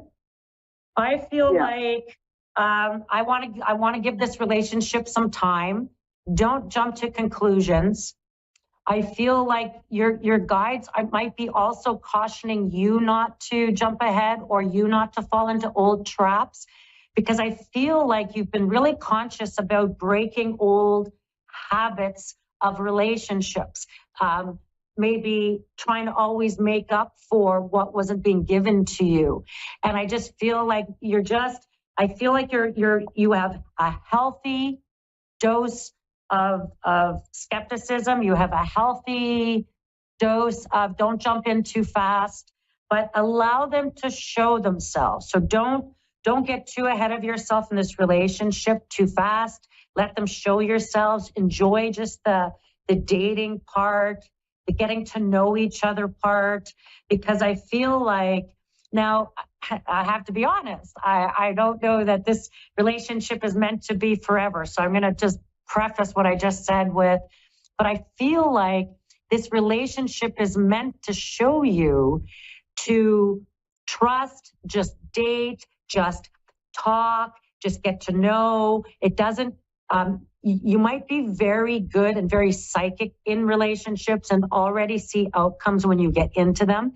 but there's something very wonderful and nuanced as you walk through this, knowing your boundaries, or I'm not going to just fall down this rabbit hole into love, because when you're in your soul connection, you're like, I'm soul connection. And this person is they're not, they have a strong soul connection, but they're not developed enough yet in this human scale, so to speak, to kind of meet you there. So I feel like just allow them to show themselves, allow them to, I actually think that this could turn out to be a good relationship. Is it a forever relationship? I feel like no. And the reason being is only because there's other orbits you're not meeting in for some reason. Like you could have different goals in terms of where your direction is, what's going to bring you in a different direction. It could even have at some point some sort of distance that shows up in this relationship that, I don't know, I feel like it's meant for you to explore just a positive dating environment, you know? Yeah, that's really helpful, actually. I guess, and also you're confirming, I guess, what I feel is that I feel a deep connection, but I don't know if he's in the same frequency band as me yet. And so, you know, I've always felt destined for a different type of relationship. And so, you know, in a way for me, it's also like about not giving myself too much away, which is what I've done in the past a lot. Too quickly. Oh, my friend, you're like me. I see, because I see people's souls, right? Like I see into them, and I'm there. Like I already saw them, so I'm like, I already saw that. I saw this. I'm okay with this. I'm okay with that. Like, and I just, your soul connection, I love it. I think it's beautiful, and people deserve, just like you deserve that. I just feel like this person has some evolutionary work to do in this plane still. That timing's everything. So I feel like maybe you're just here to karmically show them what it's like to be loved at a soul level or to be appreciated at a soul level, but it doesn't mean you need to keep them, okay? Yeah, sure. Okay. Thank you. That's really helpful. Oh, my pleasure, my love. Now I got a few minutes for a career question. Let's reflect. What's that career question? Yeah, so basically, I'm just at a massive crossroads. I've been sort of thinking about writing a book, starting a women's group, and I've had a lot of turmoil in my last few years. And I just, you know, but I also need to earn some money. And so I'm just not really sure what is next for me, you know, because at the moment I'm doing 4 jobs and hustling. And so, you know, I feel like this is not the way forwards either. Just any guidance or clarity would be helpful. Mm-hmm. I feel like you are a facilitator and a communicator, and I feel like that's the work I would like you to focus on. I think that in terms of monetizing your communications and this publication or this book, I feel like there's something you need to pay attention to in that, because I feel like even by the spring of 25, it could be very much launched for you. But you are a very powerful facilitator, communicator. There's something about doing groups, circles, teaching, telling, talking in this that's quite good for you. I feel like there's also powerful stuff in video that could be video connections, video meetings, coordinating people through video as well. I do feel like you would have to drop one of the jobs to focus just on the book, but there's something much bigger with that goes to other sort of platforms for you that I really like, because I'm going to say it. You could think I'm a total kook, but I'm going to say it anyway. I feel like maybe you can actually produce a film, or your book would actually go into something that you would video, you know? Or what you're writing or working on, because I think your communications are just taking hold right now. You're just getting your identity in this. You come with passion and love and light in your communications. And I just feel like you're refining your message. And you need to take it to the next level in terms of really promoting, pushing, getting that out there. And I feel like that's going to be the biggest payoff in this next year, even by the spring of 2025. Amazing. So helpful and really resonating every word you're saying. Thank you. Oh, I appreciate you, and thank you for picking me as your psychic. And if you want a full reading, I read full time out of Winnipeg, Manitoba, Canada. I read for people all over the world. I read palms, cards, tea leaves. I do a number of different things. I very much enjoy the paranormal. I enjoy connecting with, and I enjoy connecting with women in the community and hosting even peer mentorship. And if you're interested in peer mentorship, you can certainly reach out to me. And you can find me at bernicebissonpsychic.com. And we'll see you in 7 days. Stay warm, stay safe.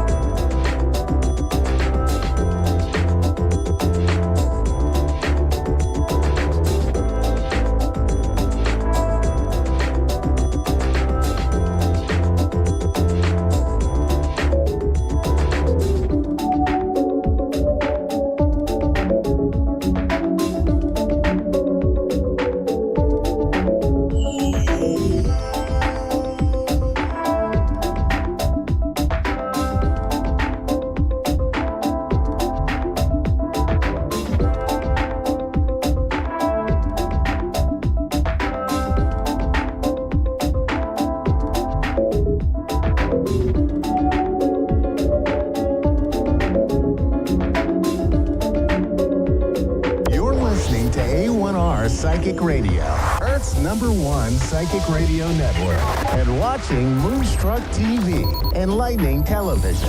Welcome. And now, Reverend Elliot's Magical Window with Reverend Elliot.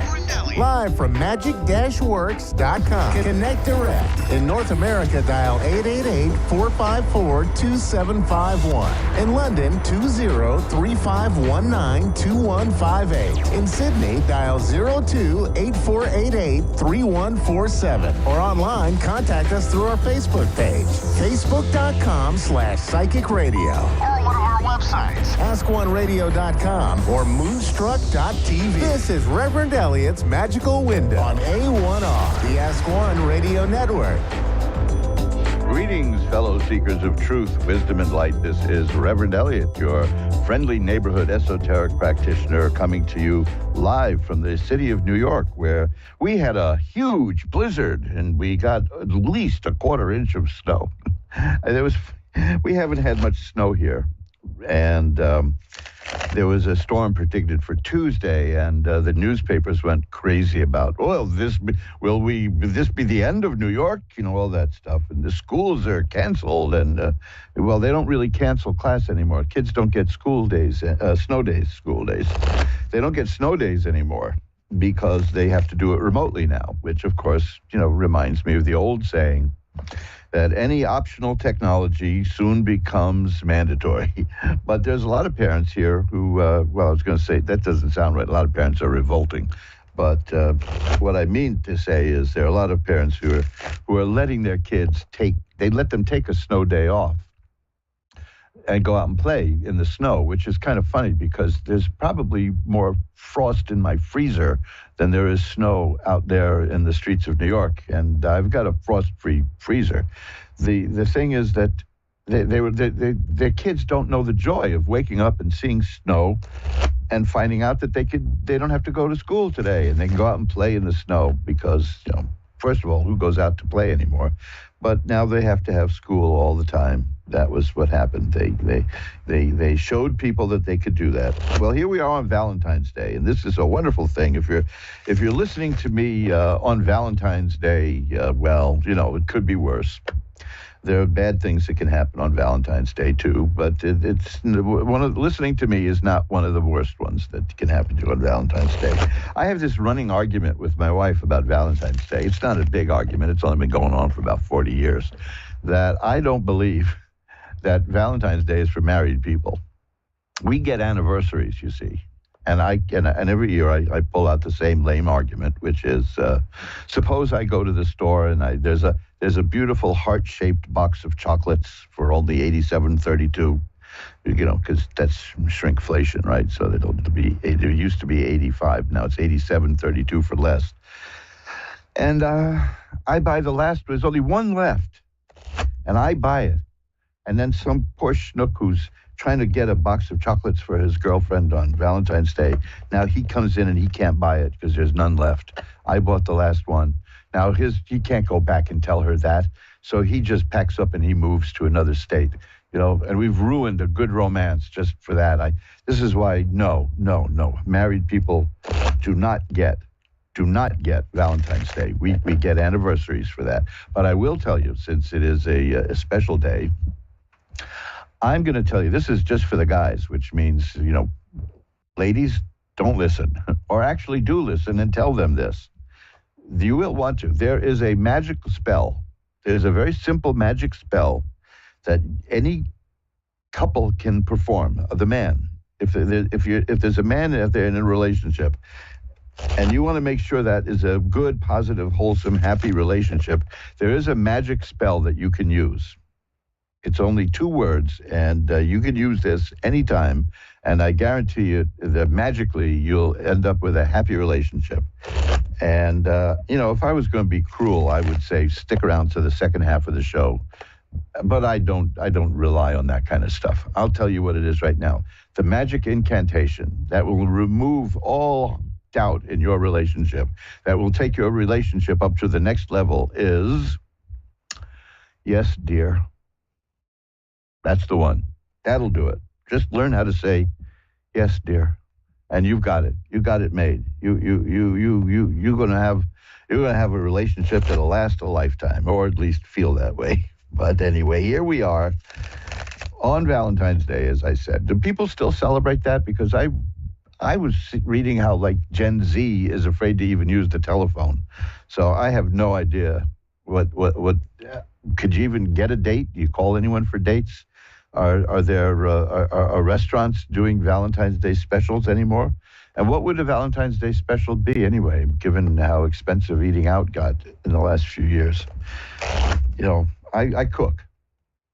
I mean, I really cook. You know, I mean, I cook. I've always enjoyed cooking. It's one of the things I've liked doing, and it's come in very handy for me, gastronomically and financially.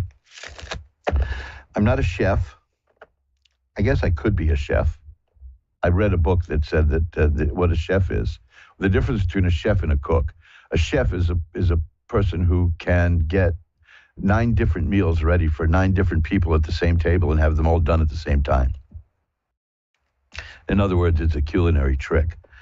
But if you, my advice, seriously, if you guys out there, if you really want to be impressive to your dates, if they're willing to go to where you live, which, you know, who knows these days, get to learn how to cook at least one thing really well. I say that'll put you in good stead. You don't want to cook the same thing over and over for people, but who knows? You cook it, may never see that person again. Who knows? But like one of the things I did in my single days when I was stuffed peppers. That was my specialty, stuffed peppers. And then I graduated to crepes with caviar and champagne. Oh, brother, was that fun! And it doesn't have to be very expensive, champagne or caviar. See, there's ways to do all these things. Living a good life and enjoying things, there's tarot cards for that too, but it's not a matter of money usually. It's a matter of allocation of funds. We all can do that. There's always something that you can do to have a little money to enjoy things. Now, one of the things that I'm doing to help out in that regard is, since I missed so many shows the last year, illness and stubbornness and laziness, let's put it that way. But no, illness really. And hey, this is my 3rd show in a row, so we're on a streak here. We're on a roll here. A magical window roll. What I would suggest is maybe it's not worth going into all that, you know, but I will. My tarot readings, you see, a tarot reading. Now here I'm gonna offer you something to buy, and I'm gonna do that by talking you out of it. You know, this is not salesmanship 101, you know, but. A tarot reading is pretty much a luxury. If you think tarot readings are a necessity and you do them a lot, you're doing something wrong, because it is pretty much a luxury item, and you can live without them. You could spend a little bit of money and learn how to do it yourself, but a lot of people don't like to read for themselves, and it's supposed to be not good because you won't get it. You'll get a biased reading, perhaps they say, but. That's neither here nor there, which is sort of like my brain processes right now. What I'm trying to get at, as I talk you out of it, is during times of stress and difficulty in the economy, I don't do much in the way of magic work. Because it's time to get practical and mundane, to use a mundane word. And magic is for later. It's always a part of my life, but the really important things are just, getting down to business. And I missed so many shows, so I missed reading for a lot of people. And then because I was sick, I didn't do private readings either, so I missed that too. So what I'm getting at is, if you go to magic-works.com, you will see there's my cards shuffling up, you will see the rates that I charge for tarot readings. If you want to have a private reading, if you don't want to have hundreds of thousands of people listening to what you have to tell me, you want to do it privately, you can contact me and we can do a private reading by phone or by Skype or Zoom, if you will, whatever you wish. I'm easy. And I cut the price in half. You look at the prices that are there, they're not very high anyway, but rather than be like everybody else in the economy today and raise prices or shrink services, I'm cutting the price. I've cut the price in half because the way I figure it, I missed about half my life last year. So cut it in half, cut the prices in half. So if you did want a reading, if you want to look at the coming year, if you want to know more about what's going on in your life and you want to take a look at any subject you want, magic-works.com, magic-works.com. You'll see there on the homepage, or you can go to the link that says tarot reading and you'll see the prices there too. And we'll see whatever the prices are, just cut it in half. Because I was very unhappy missing all these shows. So my way of celebrating, and especially my way of honoring a really lousy economy, is to cut the price on this. Because it's like I said, this is not like buying food. This is not like buying fuel. This is not like buying electricity. Although I think that tarot reading should be a normal part of life. It's just not a normal part of modern life anymore, and so no, there are better things you could spend your money on right now, unless you have a real issue you want to look at, and then I'd be more than happy to do it with you. And if, in any event, even if cutting the prices in half doesn't do it, just contact me anyway, because I never let money get in the way. I really don't. I mean, we'll work something out. There's no problem at all. I like I say often enough, I'm not in this for the money. Anybody who's into tarot reading for the money is seriously needs to take some classes in the meaning of money. Yeah, you should pay a magical worker because it's one of the principles of the magical economy is that, if you're worth your labor, you're worth your keep. There you go. You see, I just made a political statement in fact, but I didn't mean to. So that's my gift right now, is that we will be doing tarot readings. I was going to do it to the end of the year, then I figured I'd run it through January. And now let's keep it going into February and see, maybe we'll keep it going into the spring. I don't know, but it's going well and people are enjoying it. And I'm glad to get back to doing it. I sure missed it.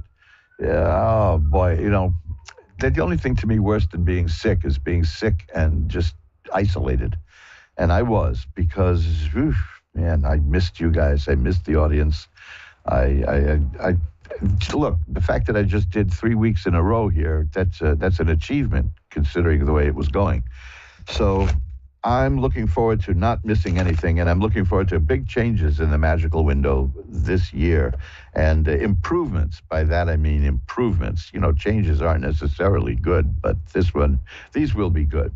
So now we've talked about all that. I gave you the magic incantation that will make your relationship happy, which is yes, dear. And I've told you about the half-price tarot readings. We're all shuffled up. Let's ring a bell 3 times to declare sacred space. Well, that didn't sound very good. Let's not count that one. There you go. That is so nice. And we'll now pull the curtain back on the magical window for Pamela in Plainview, Minnesota. Hi, you're on with Reverend Elliot. Hi. Hi, Pamela. How are you tonight? Okay. Well, maybe we can make that a little better. Why don't we give it a shot? What can I look at for you? What this year holds for me, if I'm going to make some changes, make some great changes. Okay, let's see. Yeah. So is this the year? Is this the year that things start moving? Right? One of the question like that. Yeah. Okay. Well, everything I'm working on comes to light. Okay. Well, this is good because the first card is about a person who's feeling that there's no movement and no change and is kind of stuck. That's the 8 of Swords. So the cards are saying, okay, fine, you want to see if that's going to continue. The next is the Hanged Man. I almost never get that card. The Hanged Man is an interesting card. It's about a person who is sacrificing at this point. You're giving something up now for something you're going to gain later. Whatever it is that you're up to is going to be very rewarding, because I have the 10 of coins here, which is for loads of money. And I have the 9 of cups, which is enjoying that money and happiness and pleasure. And here's a card which is the 4 of rods, which is a happy home. Yes, I mean, this is the Ace of Cups. That should sum it up, because that's about the beginning of emotional well-being and joy and happiness. That you have felt kind of restricted over the recent years, but you have been working at getting something better. And, well, of course, we know that because that's what you asked about. But the card confirms that with the Hanged Man. And all these other cards show great abundance coming to you materially and emotionally. So I think this is going to be a very good year for you. Okay. Should I trust the people I've been talking to in the last couple weeks? Oh, is this like work or something? No, not really. It's. Let's see. I'll see what I get. Because if there are people you shouldn't trust, that shows up. I know this. No, I'm not seeing anything that says you're being misled, but I will tell you one thing. I've got something interesting here. One of the cards here, the cards indicate, first of all, what I see in the cards is, again, I have the 2 of Swords, which is similar to that other card because it's about stalemate, things not moving. But I also have the 10 of Swords. The 10 of Swords means that the worst is over. The bad times are finished, and better stuff is coming. Now, there's a card I want to talk to you about, which is the Devil. And that's not meant in like the evil, satanic kind of way. The Devil generally represents a very charismatic person, a dynamic person, an attractive person who gets a lot of things done, and you can get a lot done around a person like that. But there's a warning that person can consume your life. You see, we all know people like that who have maybe they use people a lot. You can do well around them, but you got to be aware of the nature of that. It's like I said, it's not about evil. It's about the only evil in that is the idea that you may be subsuming your own identity. But there's somebody who you're dealing with who is very charismatic and powerful and attractive, and can help you get what you want. The difficulty is dealing with people like that and not surrendering your own self. You see what I mean? And I think you'll be able to do that because you're a very, well, I was about to say you're a very independent thinker when I got the Ace of Swords and the Page of Swords. And these are good cards about that because the swords are about mental activity. The Ace of Swords means that there's new ways that you're seeing things, that you're thinking of the world. And the Page of Swords means that you're putting that stuff to practical use. So yeah, you'll be all right. But just it's a warning not to go overboard and give up who you are in exchange for what you get. Okay. But you have great possibilities coming your way here, like the King of Coins. There you go. That's somebody who can help you with money and a person who understands and gets money and knows how to use it. So these are very good cards. Really good card. I just shuffled it and I got the Devil card again. So yeah, there's definitely somebody there who is not dangerous, mind you. This is not a dangerous, evil person. Okay, that's a mistake that the movies make when they want to scare people. Shorthand would be to take a tarot deck and use death and the devil. This is, let's say like it's somebody going to work for a movie star. I knew people who did that. And that can subsume your life. Now, like recently there was that woman who was working for Robert De Niro, ended up in court, because they were very enmeshed. It's like that, you know. He was paying her $300,000 a year, so yes, that is a lucrative position with a very charismatic and demanding person. But you have to watch out that you don't lose your sense of who you are. I think you can handle that though, because the sword cards show me that you have, and it's not a pun, but it does speak in puns. You have a sharp mentality. See? I have a question. So am I like an empath, or like the stuff I'm sensing, is it real or is it just me, my imagination? Well, let me put it this way. If you're asking me that question, it's probably real. You know, the thing with being an empath is it's not the problem. Well, I don't. The problem is turning it off when you don't want it to happen, right? Yeah. Yeah, that's that. See, I don't know if that's what it is, but it drains me. Oh, yes, yeah. Oh, believe me, that's why people who are empaths need to take vacations once in a while, or learn how to turn it off. I'm trying to think. I'm going through in my mind the various books that you know the closest I can think of. There's a book called How I Discovered My Mediumship, which you can find at mojoacademy.org. But you're not talking about being a medium, unless I don't even know what it is I do. Well, see, you might want to read that, because that's a woman who she was very famous in the early 20th century, and she had a very bizarre childhood because they all thought she was crazy because of hearing things and seeing things and feeling things that nobody else did.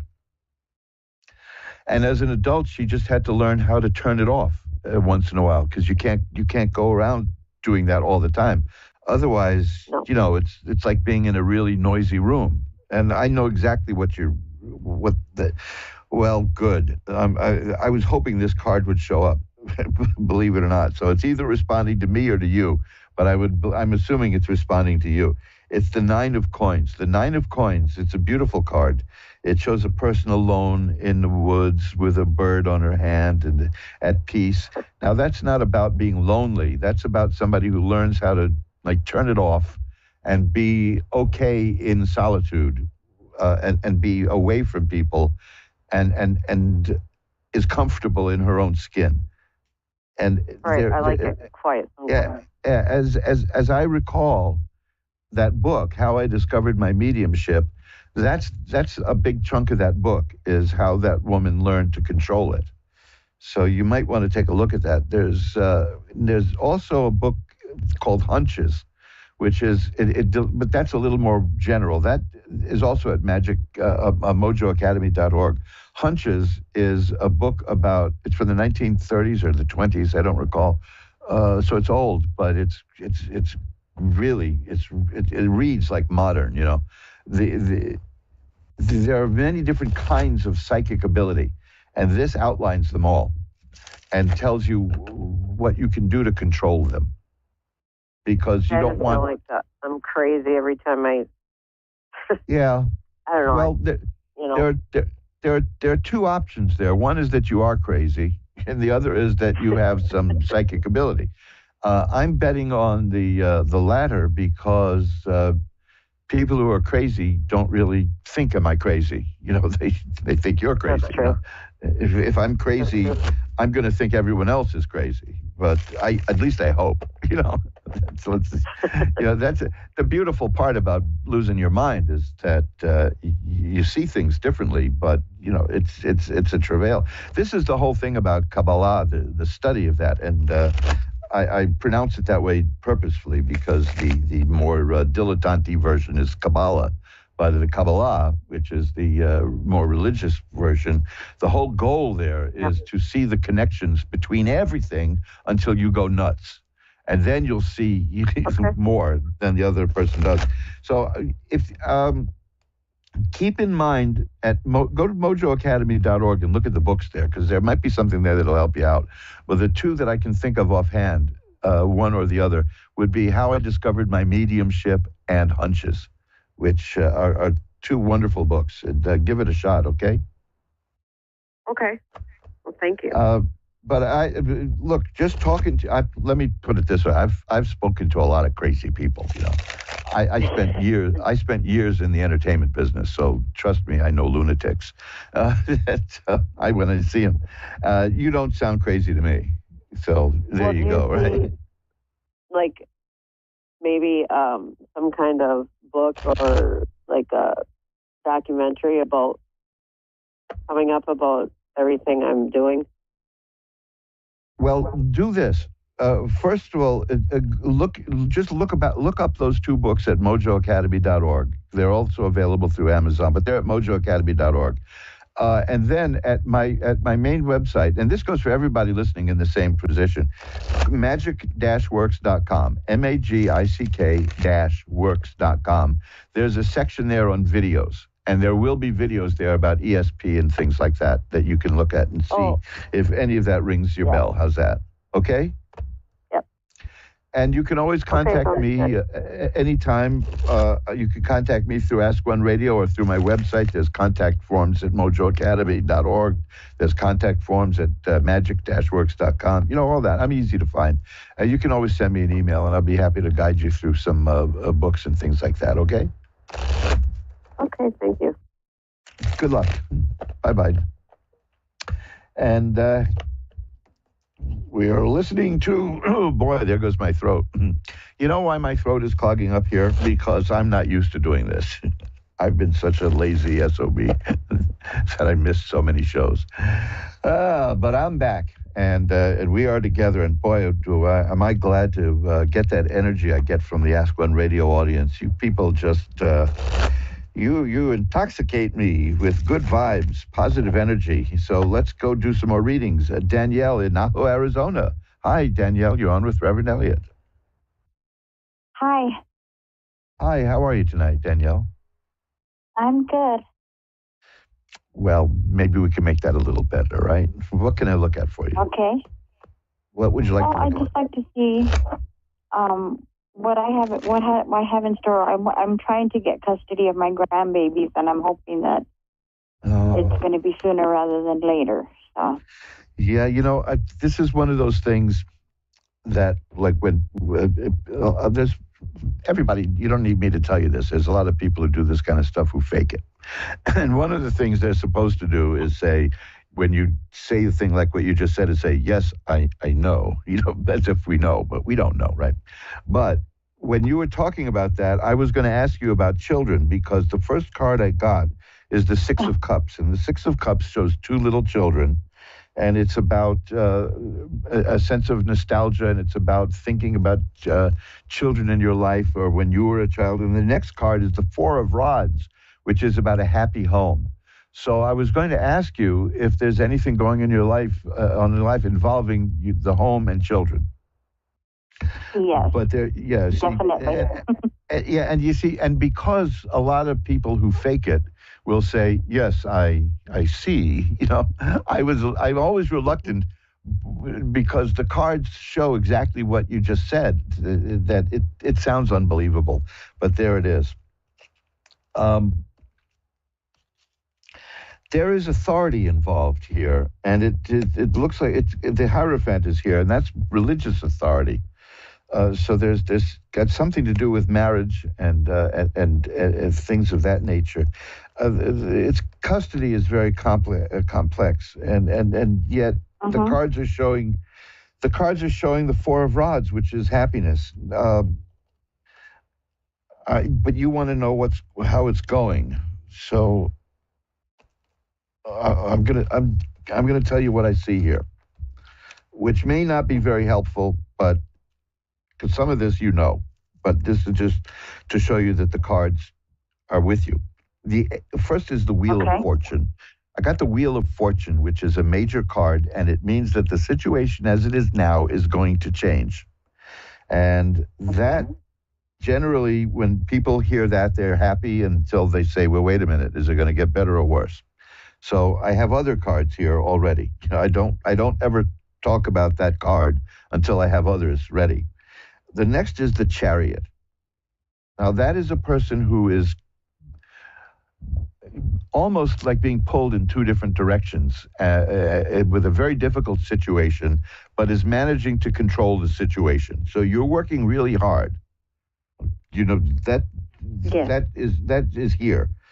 The Queen of Swords is here. Now, that's a very important thing. Sometimes the Queen of Swords is considered a cold woman, a harsh woman, because it's not as women have this rap about, being emotional more than men, but, go see a movie like Dr. Zhivago, and you'll see how many men are crying also,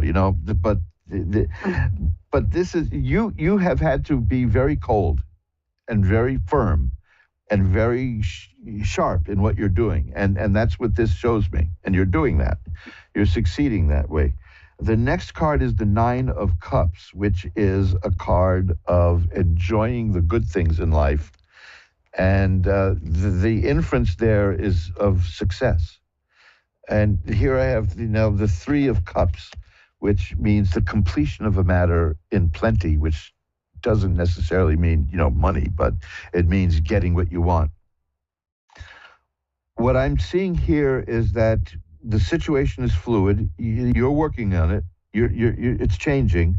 You're not letting it tear you apart. You're controlling yourself very well, even though you may be perceived rightly or wrongly by some people as being firm and cold and harsh, but you're doing what you've got to do.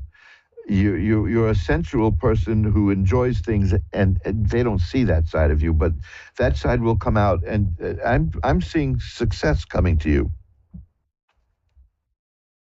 Okay. Now, That's good to hear, because there's a lot of stuff that's been going on. Just so much that my plate is very full. I have to, that I can see. Believe me, I can see that here. I've got like the Five of Cups here. That is a person who's focused on something that happened, something that didn't work out well. And, right now you're looking at 3 spilled cups where there's 2 full cups behind you, but you don't have time to look at that because you have to deal with the mess, you see? And that's where you are right now.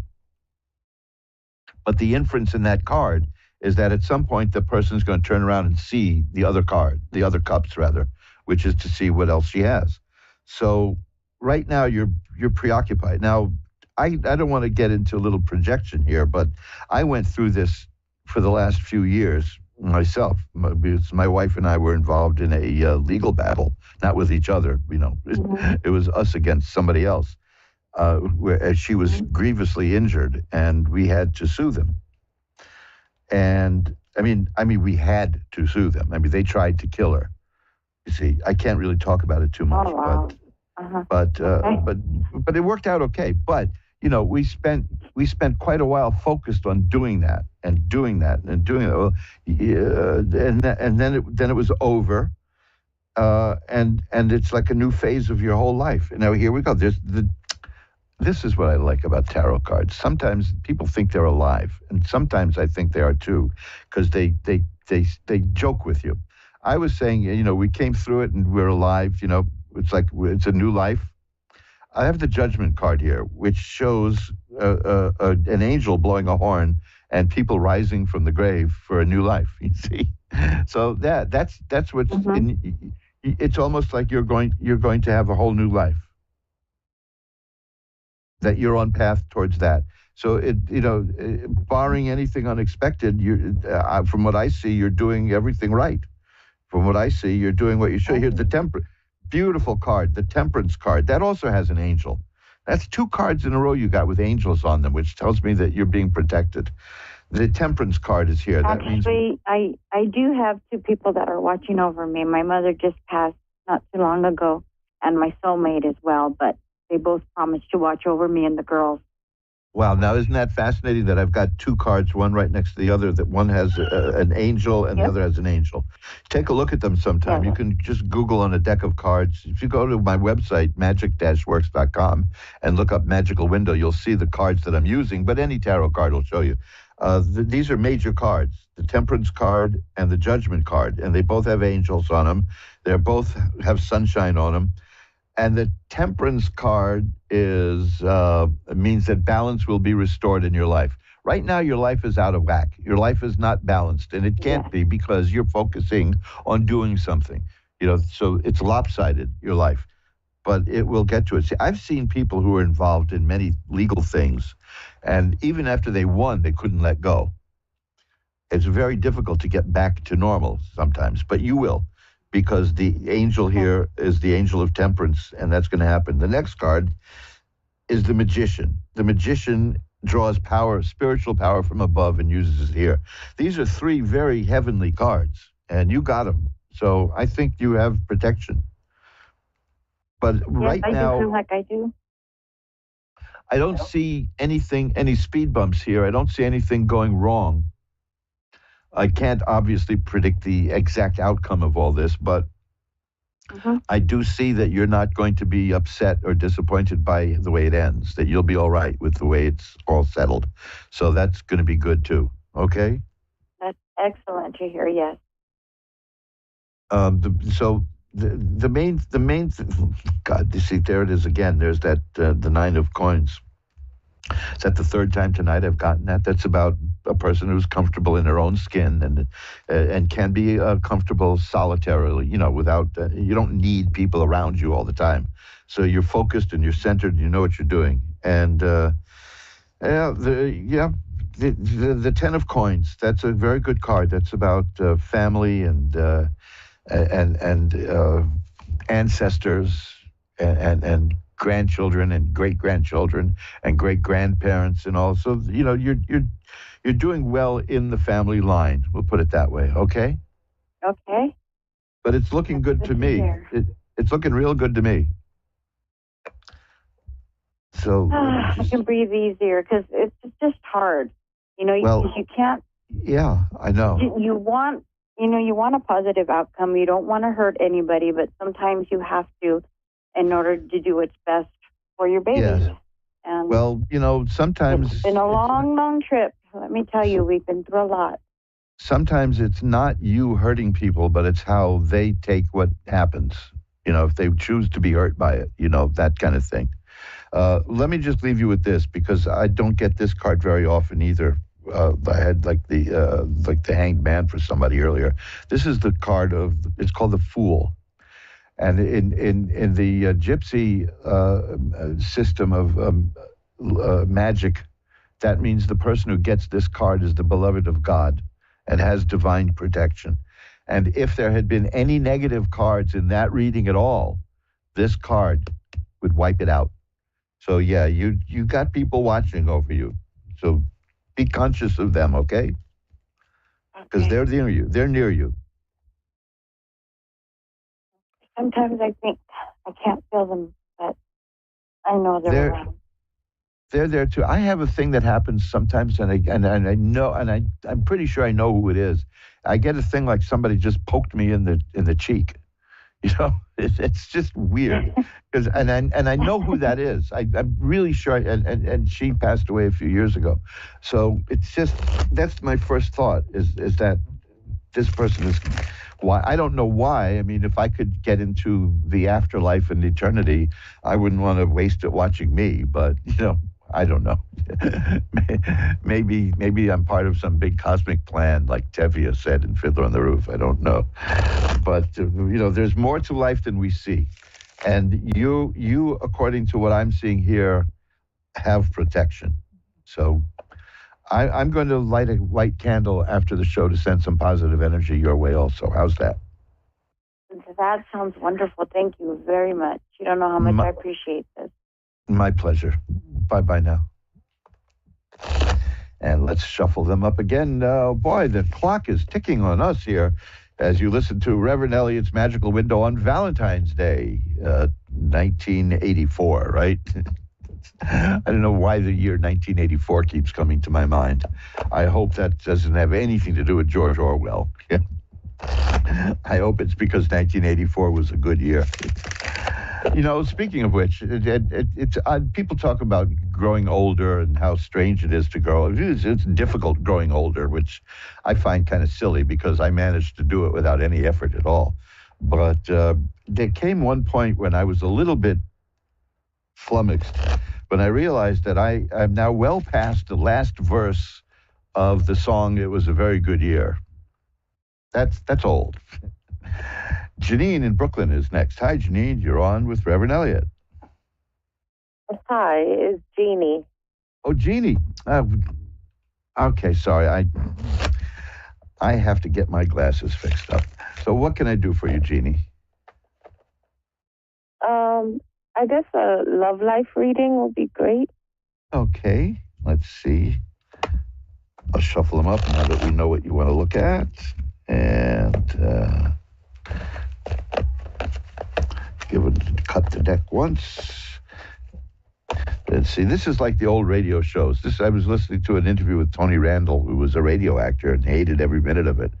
I was talking with a friend about that. The idea that on old radio shows, which I love, they would say, "Well, come on in and put your hat on that rack over there as I pull this chair out and we sit down and let me move this off the table." Because they had to describe everything they did. Nobody talks like that, and here I am talking like that. So, wonderful. Now let's see. Okay, I've got two cards here that are cups, and cups are about romance. And so that's a pretty good sign here. The first is the Seven of Cups. The Seven of Cups is about a person whose mind is filled with ideas and thoughts and what's the word I'm looking for? It's not confusing, but it's just that it's a very active mind. A lot of people don't like that card. I do. I'd rather have too many ideas than none at all. So there you go. Right. And the other is the agree. Six of Cups.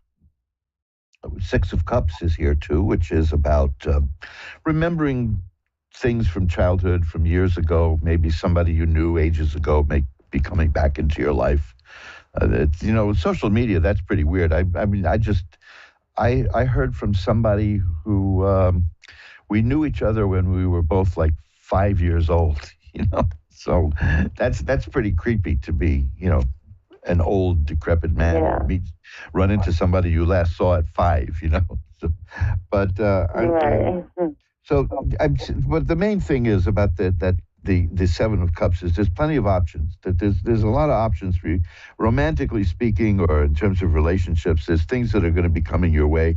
You're just going to have to choose. So that's good. You're not going to be stuck in the desert, so to speak. There's a chance that it could be someone you knew long ago, maybe someone you were involved with once before, and or knew casually, and maybe it'll get a little deeper. But the next card is, again, the Four of Rods, a happy home. I've gotten that several times today. So, yeah, it's looking good. Here's a very good card. It's ugly, but it's good, which is a contradiction, I suppose. It's the Ten of Swords. If you've been having any hard times lately, this means those are about to end.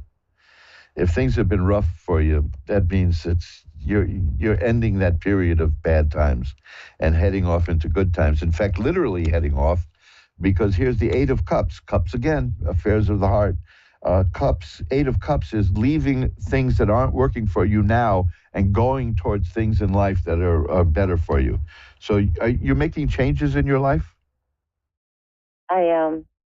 Yeah, well, that's amazing, yeah. Well, that shows positive change, and it's a good time to do it. I mean, a lot of people want to make, I can see that for almost everyone I read, that they want to make changes, but this shows the change is taking place. So that's good. The Two of Rods is about waiting for results. So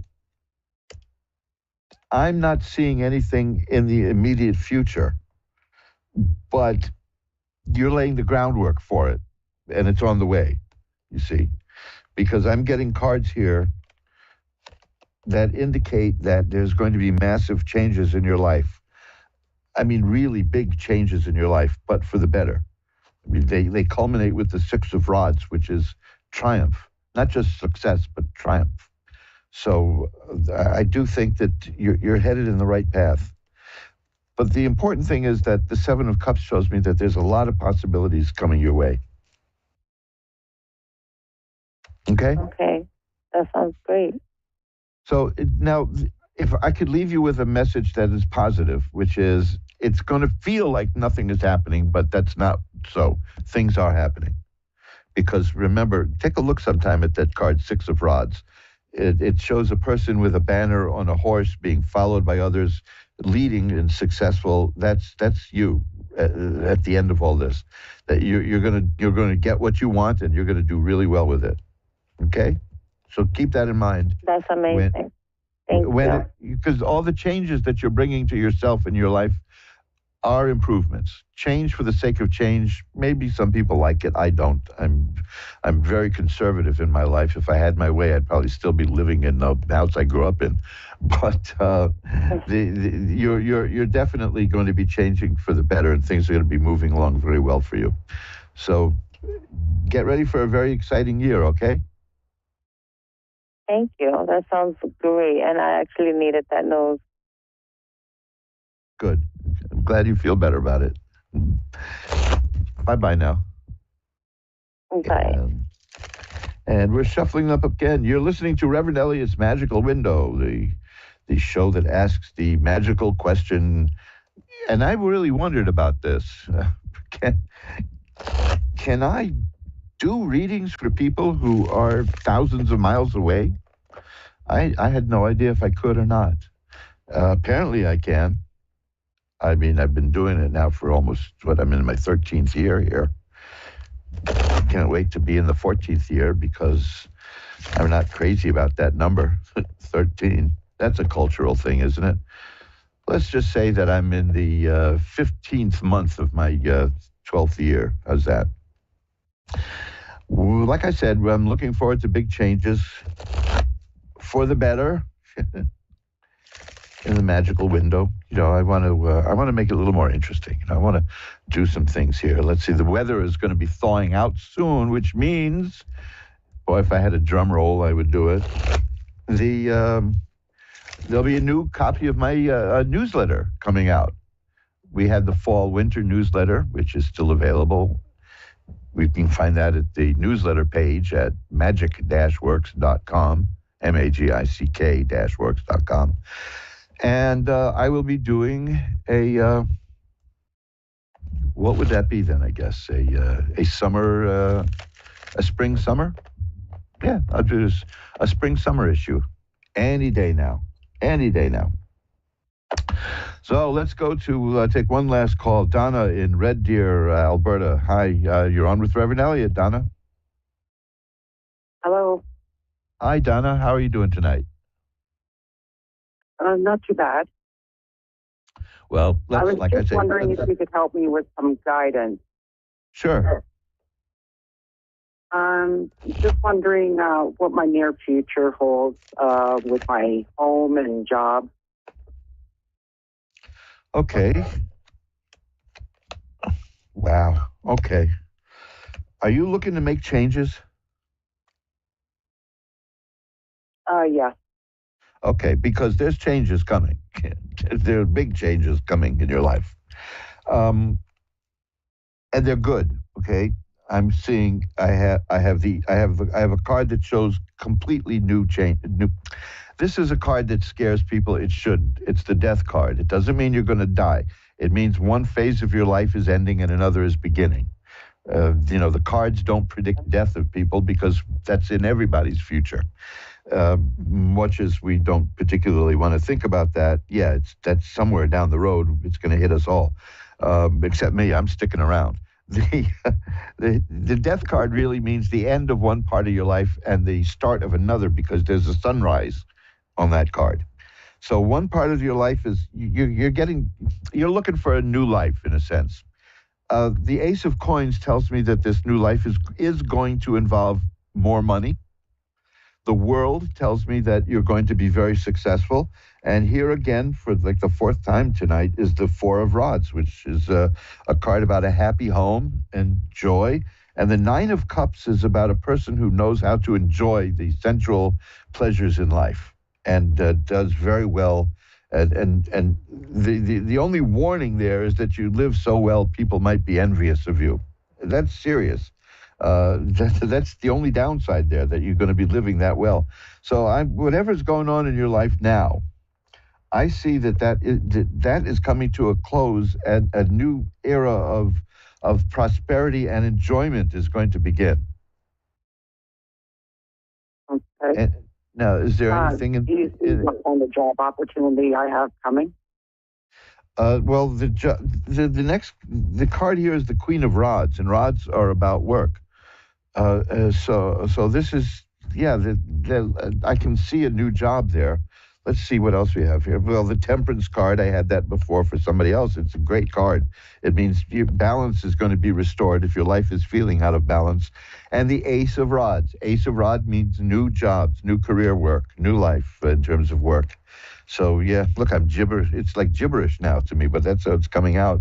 The Ace of Rods, the Queen of Rods, he's telling me that there's going to be a new job. The Ace of Coins and the Nine of Cups. These tell me you're going to be doing very well financially and emotionally in this job. The Eight of Rods is here. Again, rods are about work and career, but the Eight of Rods means that something is on its way. That means that this thing is happening now. It's coming to you very soon. The Five of Rods says there'll be some stiff competition involved in this new position, but you will be fine because it's not like out and out warfare. It's just like it's just good, hearty, stiff competition. But you'll be able to handle it because of the success that you have in these cards. Remember, I said you had the World, which is a card of assured success. So yes, there's work coming your way too. You're in a really big period of change that's coming up, and it's going to be very good for you. It's what you've been wanting, isn't it? Yeah. Well, you're making it happen, and when it comes, it's going to be coming because of your efforts. And I just say congratulations, because this is I'm going to shuffle them up and take a couple of more cards and see what it is, because this is a very good reading, very hopeful. Yeah, see, there you go, Judgment card, which is like a rebirth. Just beautiful. That's it. It's the Empress. That's a woman who can make things happen and grow, make things move. I think you're going to have a great dynamic year. And it's in the works now. That's the Eight of Rods. Okay? Okay. So I got to run. Any messages? No, I've got to run. I only have about a minute left, so I really don't have time to look at other messages. But if you want to call back at some point, I'll be able to take a look at that. Okay? Because we're up against the end of the show. Well, thank you very much. I appreciate it. My pleasure. Sorry I couldn't do more. Bye-bye now. And that's it. We've come to the end of another edition of Reverend Elliot's Magical Window, the show that asks, is he going to disappear for 6 months again? Oh, man, I should have made up some kind of story, right? Like I went into the Foreign Legion or something like that. That would have been good. That could have been cool. Say, I went off into the Foreign Legion and was doing readings for people in the desert while... Well, I don't know. Is there still a French Foreign Legion in the desert? I don't know. All I know about it is from like Beau Geste and Laurel and Hardy. That's about all I know about the Foreign Legion. So we'll be back together next week at 11 Eastern, 10 Central, 9 Mountain, and 8 Pacific as we look through the magical window of the tarot. Remember that you can find those books I mentioned earlier today, Hunches and How I Discovered My Mediumship. You can find that and loads more at mojoacademy.org. Mojoacademy.org has books and video and all kinds of great stuff there. And my website is magic-works.com. Take a look at the love spells there. You'll see what I feel about love spells and what you can do with them and what you maybe shouldn't do with them. That's love spells at magic-works.com. And I'll see you again next week. Remember, until next week, who you are is the universe's gift to you. Who you become is your gift back to the universe. Bye-bye now. See you next week.